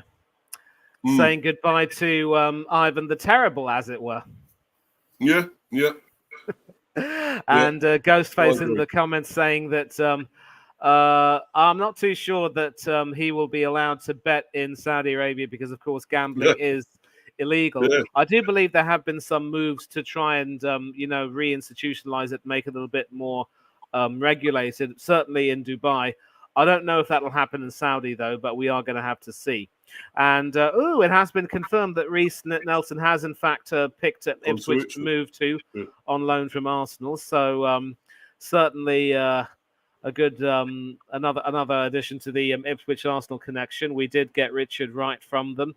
And also Chris Kiwamia from back in the day. So that certainly would be a very good signing. And, just before we move on, Steve, you did say, of course, as a segue, that you'd like to see Brentford start playing more like a Premiership team. And so with the transfers that you've made, what are your realistic targets this season? Well, I've already come out and said I think we can get 12. I know a lot of people say it's delusional and Brentford aren't good enough. We're, still a small team and we just ain't going to cut it. We ain't good enough to do anything. I mean, you looked at when we come up in first 2 seasons. I think we played out of our skins, and we were like a breath of fresh air in the Premier.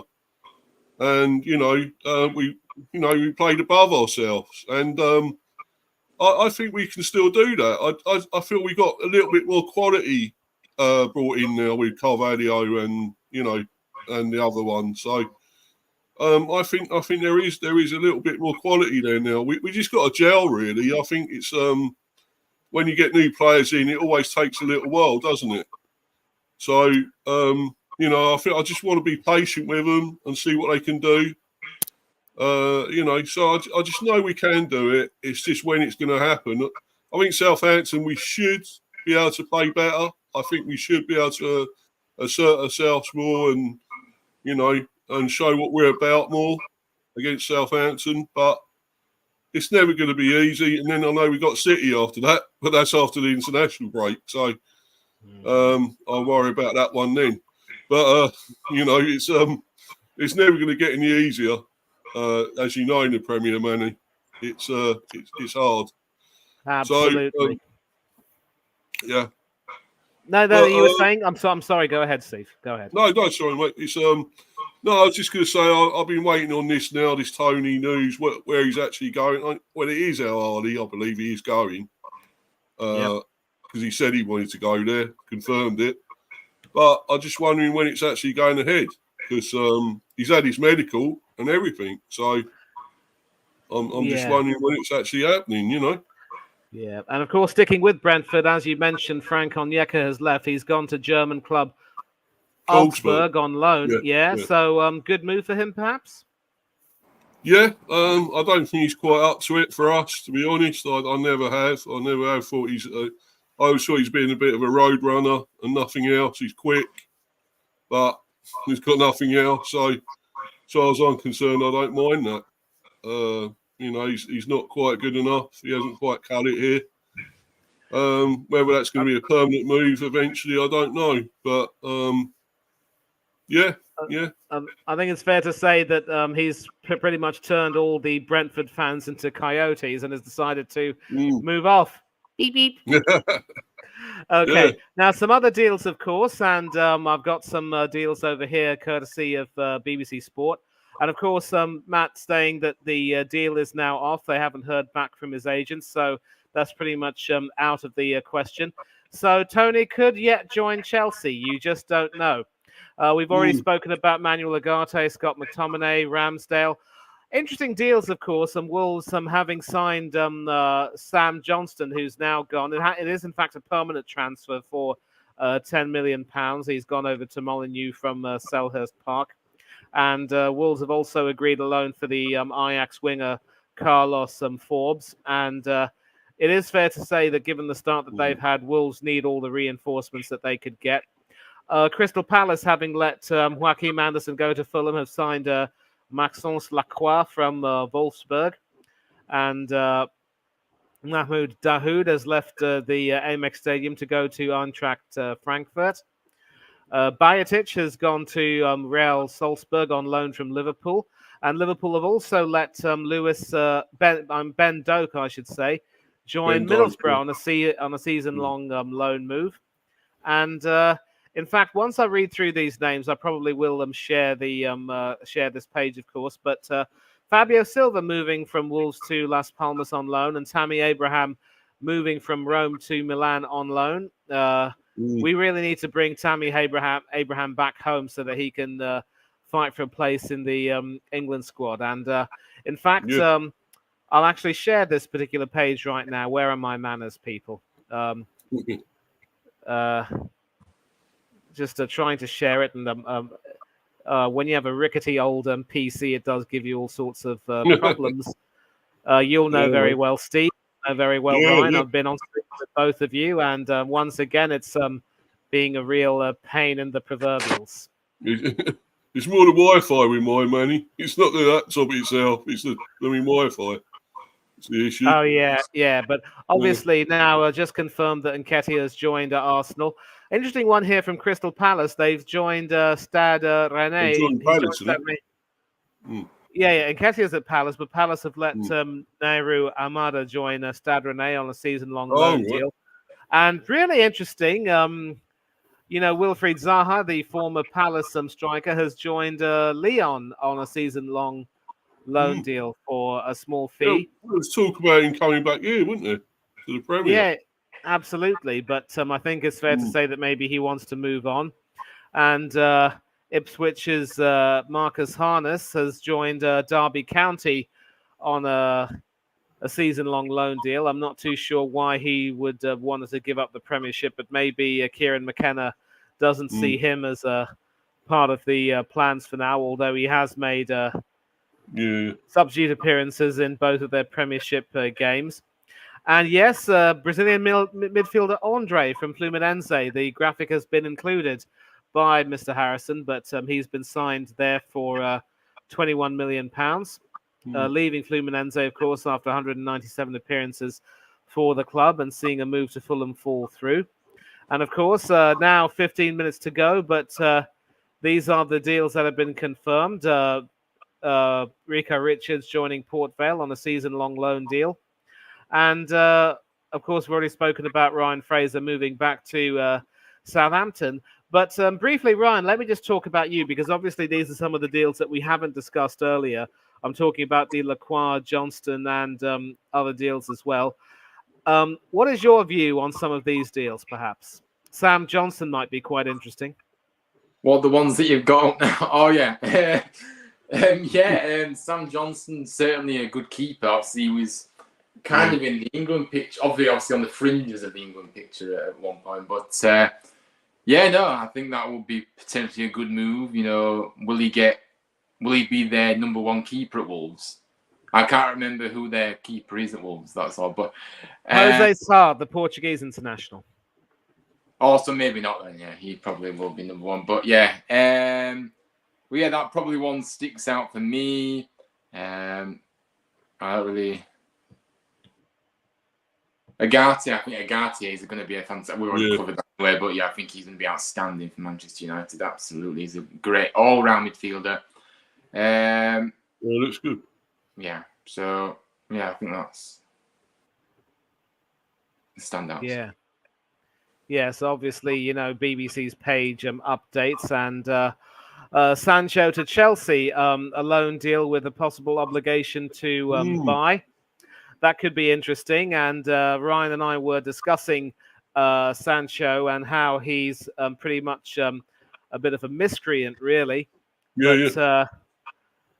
Eddie Howe, of course. And of course, obviously, if he doesn't get on with Maresca, then it could prove to be a wasted deal for both player and the club. What's your view on Sancho, Mr. B?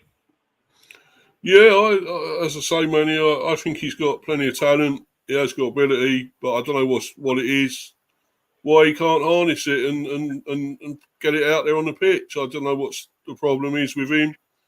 I don't know if it's mentally or what. I know he's had some sort of, I think he's had depression and things like that or something or other. But, at the end of the day, he's got all this talent and wherever he's gone, he's flopped. And although actually Borussia, I think he done well. I think he's played well there. But obviously United, he's flopped a lot there. So whether he'll do anything at Chelsea, I don't know. Be interesting to see. They reckon Maresca could get the best out of him, but I don't know. Nobody else has, have they? So that'd be interesting to see. I can't see it. I think it's going to be a flop again for me. I think Sancho's got all the, like I said, Manny, to you earlier. I think Sancho's got all the talent, but it's his attitude, his application. He's not prepared to put in the hard yards. He's very much a divisive figure for me, and I just think, he's just a crybaby when things don't go his way. So, I'm afraid that's what's holding him back at the moment, in my opinion, and where he's been. Yeah, Dortmund, he did have a good spell there, but I just think overall, his attitude's appalling. Yeah, I think he's Arnie backstage as well. I think I saw about Arnie. See backstage there as well. Yeah. We'll try and let him on. Obviously, we do. And here he is now. Of course, we've got Liverpool fan in the building. Obviously, we were speaking about the Bajetic loan deal to Salzburg and Doak going to Middlesbrough. And You've also let two of your guys go to Stevie's team, obviously Brentford. The Bees, And Oh yeah, good money. Thank you, Steve-O, for the money. Much yeah, appreciated. I know. But it's not going into our pockets anyway. Well, bro. paid over the odds again, mate, for your players, I think, sometimes. But... yeah, You but watched the preview we done earlier. We done the preview. Guys, Yeah. I just want to say one thing. It's Yeah, the what's that? funniest Yeah. transfer window I've seen to date. The funniest. This tops it all. Sterling to Arsenal. Yeah, I'm loving it though. Don't get me it hasn't wrong. actually happened yet, though, Sancho has to it? Chelsea. Hasn't quite happened yet. yeah, yeah, think. It's hilarious.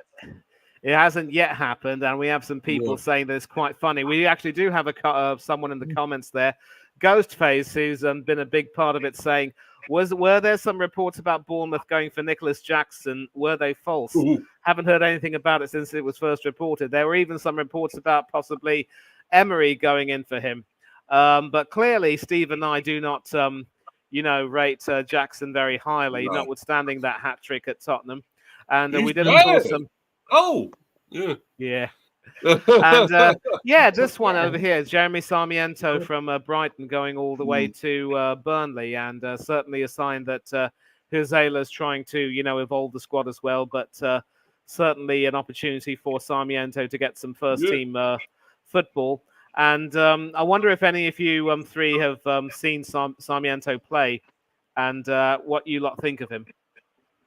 I haven't really seen him, Manny, to be honest. I don't know if you have, Arnie, or have you seen him? Or... Guys, I'm very excited about though. Apart from my own team, Salzburg, bruv. It looks like they're gonna cook, in this European competition. I think they're gonna do really well. Yeah. Yeah. They got Bicetic too. Clark will be alright, and then they got a couple of upcoming talents as well in that team. They always produce talents, so they're not for that. You got in your group? You got them, have you, Arnie? We haven't, no. I don't think we have. But they got a few decent fixtures though that they're gonna be playing against Salzburg. Yeah. So I'm quite looking forward to seeing them. Obviously, but Arnie, let's take a look at your club. Not too much in terms of transfer activity, but I suppose that's probably yeah. I'm not very much, happy. but when you make a transfer deal, you make a transfer deal. Chiesa, I said what the a same player! on Orest. Quality, man. I don't know if you watched it earlier, Steve. I think you did. I saw your comment as well. You saw. I said, bro, about Chiesa. Yeah. Really good. Yeah, man. I'm so gassed to that. I'm hyped, but at the same time, I don't want to get too ahead of myself because if you lot remember, Manny, you definitely will. Balotelli, mate. I was really like, I even put photos up and all that stuff, and then look what happened. But here, what's the worst that can happen anyway? He's only cost us like, what is it, 12 mil? With add-ons, 12 and a half. And even if he don't score that many, I still think he'll be a success in context of, like, if you look at previous signings like Carroll, Balotelli, who, by the way, Carroll was a big flop. I think Balotelli just didn't work out for him. He wasn't that good. And as far as Darwin Núñez is concerned, he's effectively the Uruguayan Andy Carroll, isn't he? I wouldn't go that far. That's a bit harsh. Darwin just hasn't evolved, is he? So, just to put something straight, right? For Dawizi, I wouldn't mind him playing as a cam or in the 10 as a in the Bobby position. That's fine because he's quite good in the air. He's versatile. It's just that the guy can't finish. I don't know what it is with him. He can't finish for nothing. But then, obviously, obviously you've got Dominic Szoboszlai there, and Ali Mack does his bit in the centre of the midfield too. So maybe that would have made him redundant. But Ryan, I see you've been looking at your phone. We have not been ignoring you. No, I was just saying that Liverpool haven't made too much in terms of transfer activity, but they brought in a star, Chiesa. You've seen him play for Italy, I'm sure. How envious are you of Liverpool? Well, I think he's a great player. The thing is, though, how is he going to be in the Premier League? Because it's a totally different ball game from where he's been. Okay, for his country, he's been good. I do worry though about him because I think he's got a few injury issues as well. So is he going? How's that going to play out? But I think he's got all the quality there to succeed. But it just depends on. Yeah. So, but like you say, it's not. It's a good price as well for Liverpool. So I think it's worth a risk, and I think he has got all the potential to all the qualities to be a big success for me. So yeah. Okay, and of course, I'm glad that we segued back to you because we do have one segment to do before we finish, and it's the championship transfers. And we're starting with a guy named Macaulay Longstaff. He's not going to be home alone, of course, having moved to Millwall. Take it away, Ryan. It's all yours, mate. Oh, man, you make me laugh. Right, let me compose. Right, so yeah, my first player definitely Macaulay Longstaff. I think he certainly he's a goal scorer for me. You know, obviously at Notts County, he managed 28 goals last season, and yes, in League Two, but he's earned the right to play his trade at a higher level, and I think he has had to bide his time. But I think it's a really good sign this for Millwall. I think Millwall are a team that want to try and keep pushing up the table toward that playoff area. They have been in and around that at times, but just coming up short in recent times. But yeah, I think he's the goal scorer they definitely need. And I think he will definitely be up there with one of the top goal scorers in the Championship. I think he's that good. I know that obviously in League Two it's different, but I think he can step up. But even though it's a big jump, admittedly. So it's going to be interesting to see how he gets on. But I think it is going to be a fantastic signing for me. He did have a lot of interest from Championship clubs, but he decided to go with Millwall. So Millwall have got a real talent on their hands for sure. My next player is Victor Johansson, who has taken the move to Stoke from Rotherham. Obviously, Rotherham, one of the relegated sides alongside ourselves. So he certainly is one of the Championship's most highly rated shot stoppers. There's no question about that. I know that Rotherham had a disastrous season, but he didn't have much backup with his defenders, and the team was just so. He didn't have any support from his outfield players. He was constantly being. In fact, he did keep in game a lot of the time, but obviously comes a point where just chances keep happening. So obviously a Swedish international.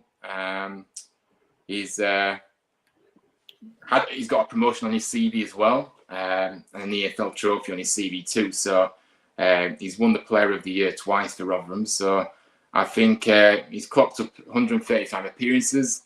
It helped the club retain their second-tier status in 21-22 season as well. So it was a big part of that season when they did stay up. Also this time he couldn't do enough. But yeah, I think it's a good move for him. And I think he'll step up to the plate with Stoke and help them along the way. And my last player is Callum Chambers, who I think is a familiar name. Former England international, come from Aston Villa, but he signed for Cardiff. He spent a lot of his time in the Premier League as Chambers, hasn't he, with the likes of Southampton, Arsenal, Middlesbrough and Fulham. And he's linking up with former Arsenal teammate Aaron Ramsey in Wales. So I think this could potentially be a good move for Cardiff City. And absolutely, I think it's going to work out. So yeah, that's a few players that I think to look out for in the Championship, definitely. Yeah, I hope it works out for Callum at Cardiff too, because I do remember, of course, that near the end of the season, although Emery had made it clear that he was not going to have much of a role, he did come back into the team and play. He did play a role as sort of a defender and also a defensive midfielder. But now, of course, he should get some more game time. And the transfer window has been shut, but there have been a couple of deals that have also just been finalised. Everton have allowed Mason Holgate to join West Bromwich Albion on a loan deal until the end of the season, with the 27-year-old having already been at the Hawthorns for the 2018-2019 campaign. And, obviously I'm quite excited to be going back to the Albion, just like Ryan Fraser is excited to be going back to Southampton, saying that playing over at the Hawthorns was the most fun he'd had in his career so far. A little bit surprising that Everton would want to let a defender go, given how much of a shambles they are defensively, but maybe it's good for Holgate that he'll be escaping that shambles, and who knows, he could end up facing Everton back in the Championship if they get relegated this season. Yeah. What say you, so. boys? Even though Hammond finished. Definitely. Ryan, what's your view, mate? Yeah, no, I absolutely agree. I think who knows, but I certainly think it's going to be interesting to see how it plays out for sure, definitely. Right. And so the final deal that we will be talking about is, of course, Nottingham Forest signing another youth player, this time Brazilian defender Morato from Portuguese club Benfica. He's, in fact, it's not even a loan signing. It's a full permanent signing. He signed a 5-year contract at the City Ground. Good luck with that. Let's see how it goes. Climbing through the ranks of hometown club Sao Paulo before moving to Benfica, where he went on to make 86 appearances. Ross Wilson saying Morato has been in our thoughts and discussions to come into the squad for several transfer windows. Delighted to have him join us. We're sure he'll feel at home here at Nottingham, and he will quickly become embedded and integrated as a part of the squad. And yet, I'm not going to speak to you about this, Ryan, because obviously we know your contempt for Nottingham Forest, but you know why what Forest would want to do this again, I wouldn't know. And there is a breaking news deal with Giovanni Lo Celso of Tottenham Hotspur moving to Real Betis for a fee of about £3.5 million with further add-ons available. And obviously, as Matt has mentioned, the deal sheets have been, submitted. We did touch on the loan deal with Lyon. Zaha has moved over there from Galatasaray. There was some talk about him going over there, but the Lo Celso to Betis deal certainly sounds interesting because, you know, many of us will have seen Lo Celso play for Spurs over the seasons. And, again, I think under Postecoglou, he just has not quite been able to find his feet. And so maybe a move to Spain for the Argentinian would do a world of good for him in some respects. And he'll certainly not be short of, compatriot love over there in Spain. Maybe he'll lock horns again with... obviously, Hector Bellerin won't be there, so there won't be any lectures about veganism and ramp walk modeling or what have you. But all of you will have seen Lo Celso play. Good move for him to go to Betis? Arnie, let's start with you. I think they got him at a very good price. It's quite cheap, so I don't see why not. He's a baller. I've always rated that guy. The thing is, though, do Betis have anything to play for apart from maybe a European spot? You never know, though. Maybe an FA Cup, aka Copa del Rey. Yes. Even though they won't be the favourites, definitely not. But who knows? With Bilbao winning it last season, can the top 2 be beaten, or top 3, should I say, for that instance? So that remains to be seen. Yeah, the Copa del Rey has always over the years thrown up some very big surprises, and the big clubs have not had it easy winning that. So you think the FA Cup used to be the cup of shocks? It has nothing on the Copa del Rey right now, especially since you see Manchester City, being involved in the finals more regularly. Ryan, what are your memories of Gio Lo Celso, and could it be a case of Tottenham saying good riddance to him? Yeah, I think he's been a bit of a disaster player for the minute, really. Obviously, injury issues has been a big concern. I don't think we've seen enough of him to maybe make a judgment of him, but I think he's obviously highly regarded. I think he's a talented player. It's just about if you can stay fit. The move to Betis, I think it will be definitely a good move for him. And I see him doing very well. He kind of felt like he needed a different surroundings, and I think going abroad once again, I think this might be the time where he steps up and keeps himself fit and has a good season. So, but yeah, it remains to be seen. There's too many questions, really, isn't it, to his game? I think just injuries, but overall, if you just look at the deal, like I say, a good price as well. But I really do feel like the price is reflected on how little he's played for the club.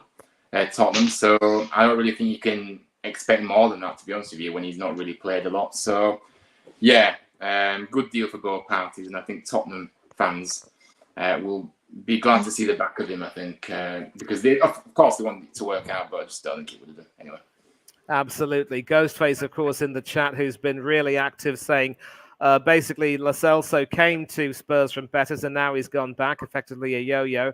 And Ghostface saying that he knew he'd go back there after a few years, so maybe you should change your name to Nostradamus. But Steve, you probably will have seen Lo Celso play a great deal.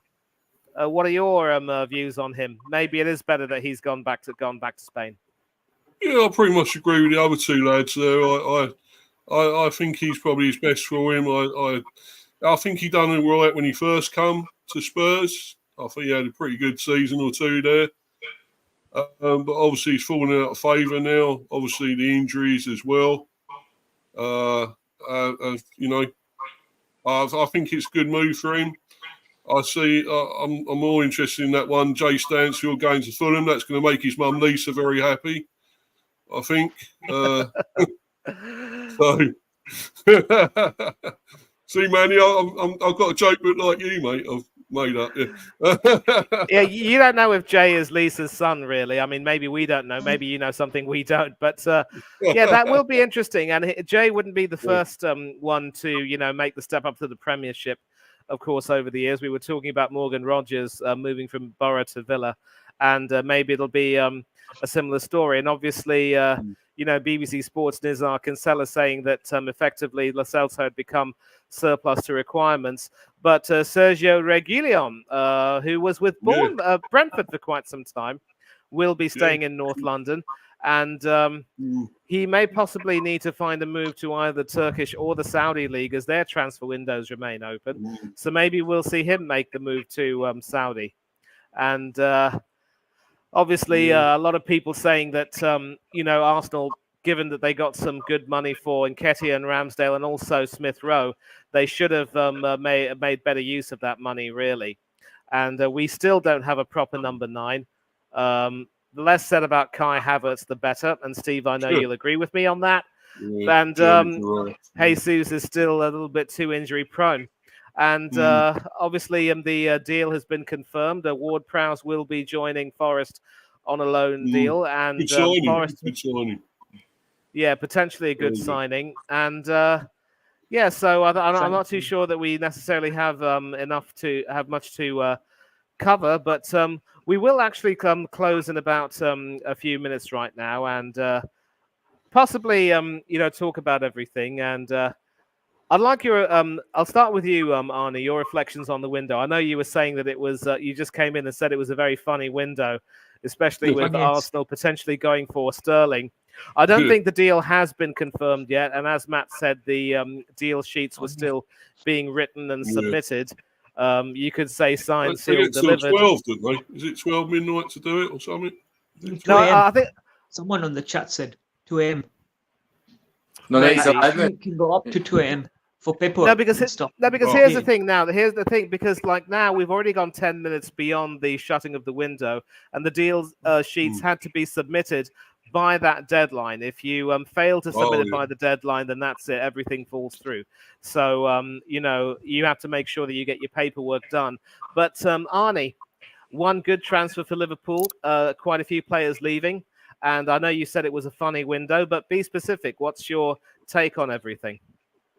I think even with Tony, as Steve would know, going Saudi of 4 places, you see the narrative there of the oil money involved, and then Sterling to Arsenal, another example. Not fully money related. Sancho one's the one that got me as well. It's Chelsea. And in general, you've seen other managerial signings like Jose going to Turkey as well in Fenerbahce. But I don't think that got anything to do with anything on this deadline day. So for me, I'm happy anyway with my team. I didn't think we'd make a single signing. I can't remember if you on that stream, Steve-O, when I said it on Orest one. I think I might have been, Yeah, we got a massive one now. So in context of things, I'm very satisfied. Okay, and before we move on, we got a couple of comments from Ghostface, of course. basically saying that James Ward-Prowse fell off a little bit after getting his first England call-up. A year and a half ago, he was potentially heading to Manchester United, but since then he's gone to West Ham and now to Forest. And maybe that's a fair point, I think. He did show a bit of potential over at West Ham with the Hammers, but wasn't really able to kick on. And maybe another change would do him some good. And I hope we do see more of him because, with set pieces, he is absolutely magical. And of course, another question, Merino getting injured in his first training session after signing for the Gunners, typical of Arsenal. Well, you're not wrong there, mate, because we have had some injury issues over the years. And I think I've always just wondered whether or not the team doctor should have been, given his P45 and told your services are no longer required. But I think we've got the same lot as you, Manny. At B somehow, our lot keep getting injured, but the ones we keep buying. That star striker we signed to, replace Tony, he got injured.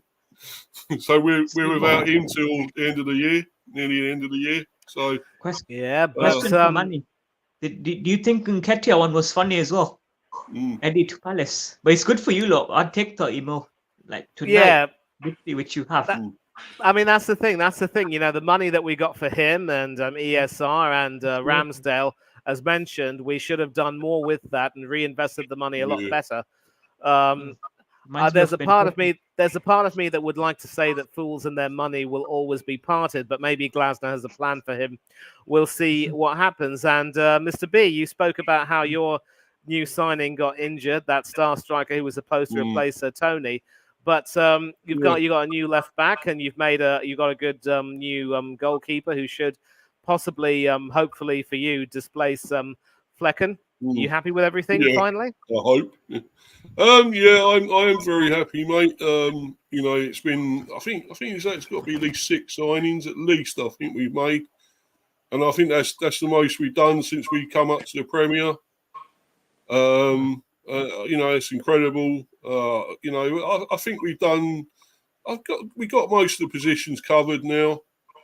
Obviously, that left back we really needed. He's never going to be as good as Rico Henry, this new guy that we got. He's still only young, but he's cover, and I think he'd be better there. And I think we got the 18-year-old whiz kid, apparently the 18 Brazilian from Grêmio.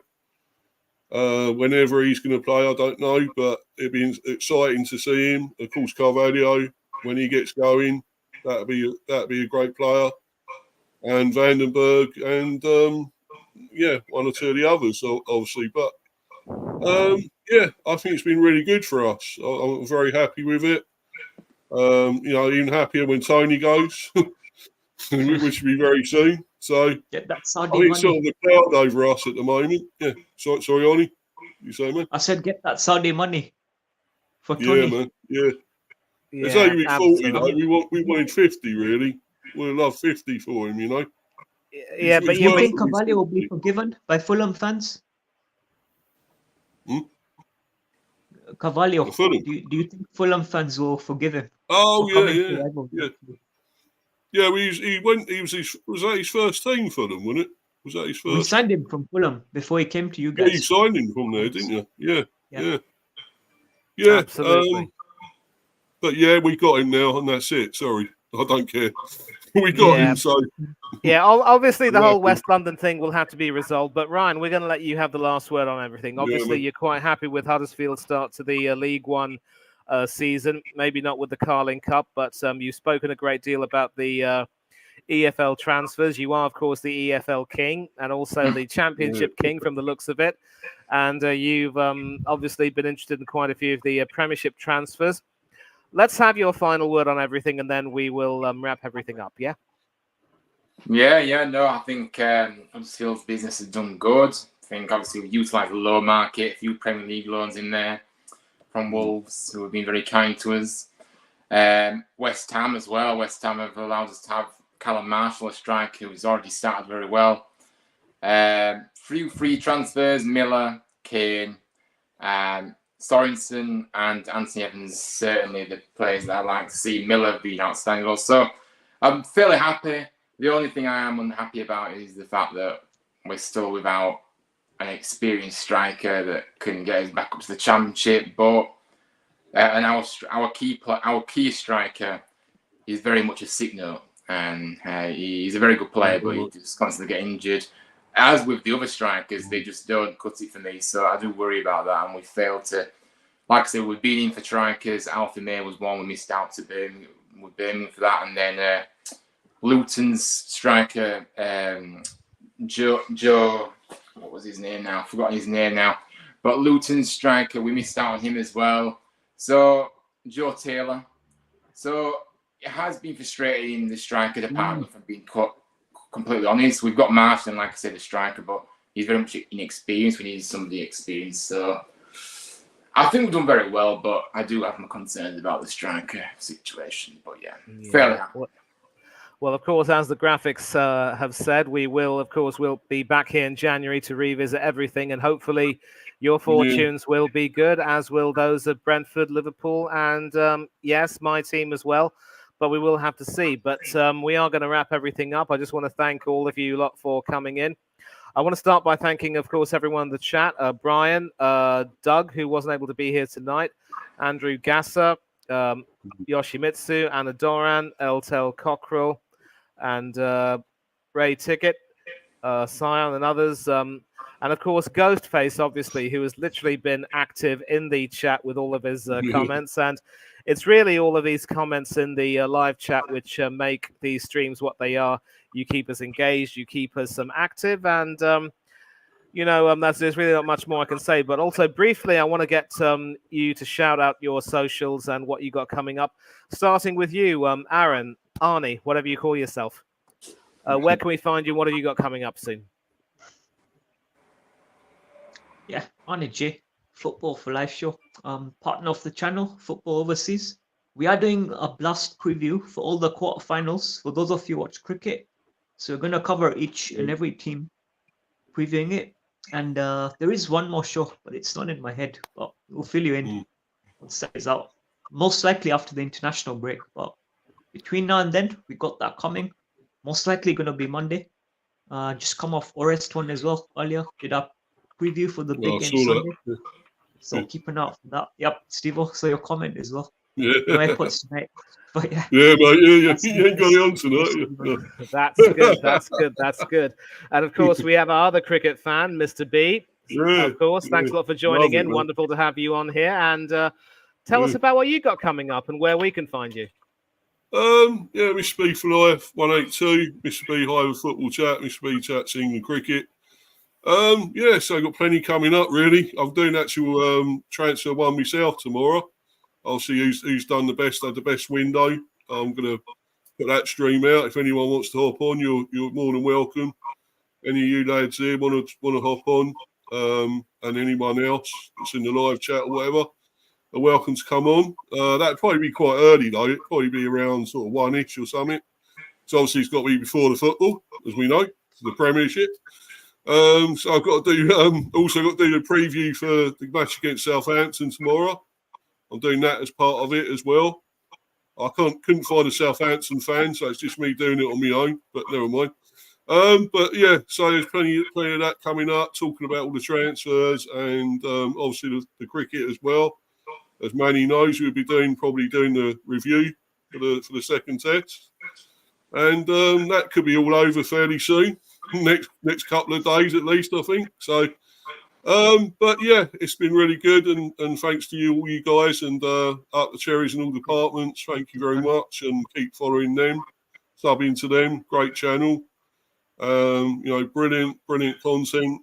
Please keep subbing to them, and to me, of course, as well, and to anyone else. Arnie, Arnie hasn't got a channel ever, but I mean, sorry, you got Football Overseas. Sorry, mate. Yeah, sorry. That and the Facebook page as well. Okay, yeah, sorry, mate.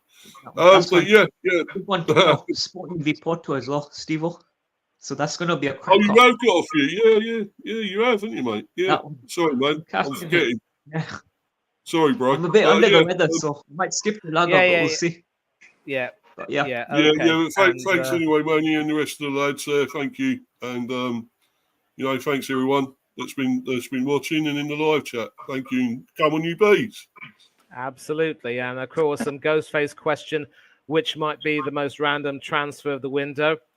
It'll probably have to be Sterling to Arsenal. And the latest news is that he is at Arsenal's training ground. So the deal is being finalised. Another deal has just come in is that West Ham's Nath Eggert has joined Real Sociedad on loan until the end of the 2024-25 season. Some more news as well. Ipswich's attempts to sign Armando Broja and Reece Nelson have collapsed. So sadly, you'll start with Reece Nelson a bit longer. Yeah, we are. And but apparently it looks as though Fulham might have hijacked that deal to sign Nelson at the final hour. So it could be that Nelson might be joining ESR at Craven Cottage. But obviously we got AFC Fan TV here. I don't know if he's happy with the loan of Neto to Arsenal, but we will have to see. But we are going to wrap up. And finally, Ryan, you were here from the beginning and you're here at the end. And I feel quite lucky to call you a friend. Do please tell us where we can find you and if you've got anything interesting coming up in the next few weeks. Thank you for Manny as always. You're always complimenting. I really appreciate you. Big up to yourself. But you can find me on my own channel. Obviously, I do all Huddersfield stuff, of course. Huddersfield Town Fan TV on YouTube. Coming up, I'll certainly be uploading my vlog. I'm going to the game tomorrow. Obviously, it's away at Rotherham tomorrow, so I'll be doing a vlog for that game. So that'll be up tomorrow night. And then I do live match previews, reviews of every game, predictions of, I'm going to start doing predictions of other leagues as well and do stuff like that, really. But that's what's coming up in the foreseeable. I probably might do a transfer roundup of how I kind of feel about the whole situation at the club now with the windows closed. But that's what's coming up. But big up to this channel for having me on, and big up to you, man. It's great to have your company as always, and show support to this channel too, of course. But thanks very much everybody for coming in. Absolutely. And I also want to big you up for the work you did during the Euros as well. And I wonder if you'll be doing a possible watch along for the Nations League fixtures with Carsley's boys. Yeah, definitely. I love my watch alongs. I love my comments. I love my commentary. You know that, Manny. But I haven't made it yet. But I love my commentary. So definitely in the pipeline. What's that about Chris Mepham there? I just see a comment there. I think he said he might be going to Newcastle to possibly join Lloyd Kelly there. I don't know if that's really confirmed. There's no real news of that. And obviously, very nice. So so obviously we've had a really good window right now, and obviously there will be more chaos and randomness in January, as Ghostface has said. And much love to you as well, and everyone else for being in the chat. But it is, of course, time to start wrapping everything up. And I want to say thanks to everyone who's joined in. It's been an absolute pleasure. I wasn't expected to host this, but I'm really grateful to Matthew and Craig for offering me this chance to do that. I love this channel a great deal as well. And I hope to be back here for the This Is Football show. And I hope the cherry picking shows continue to do really well. Do please subscribe to this channel, and also follow these three guys as well on their channels and their socials. Really good stuff. I work with Steve a great deal as well on the cricket channel. I know, Ryan, you don't like cricket, you loathe it, but if there are any other cricket fans around here, not for everyone. Do please log on to that channel. We do a lot of good work together for England, especially with the stuff that's going on these days. Until then, now all I can say is a thank you to everyone who's joined in, and we will, of course, end this with some outro videos, of course, and tributes to our sponsor or what have you. But until then, up the cherries, and we will hope to see you all very soon. Take care. God bless every one of you, and we are out.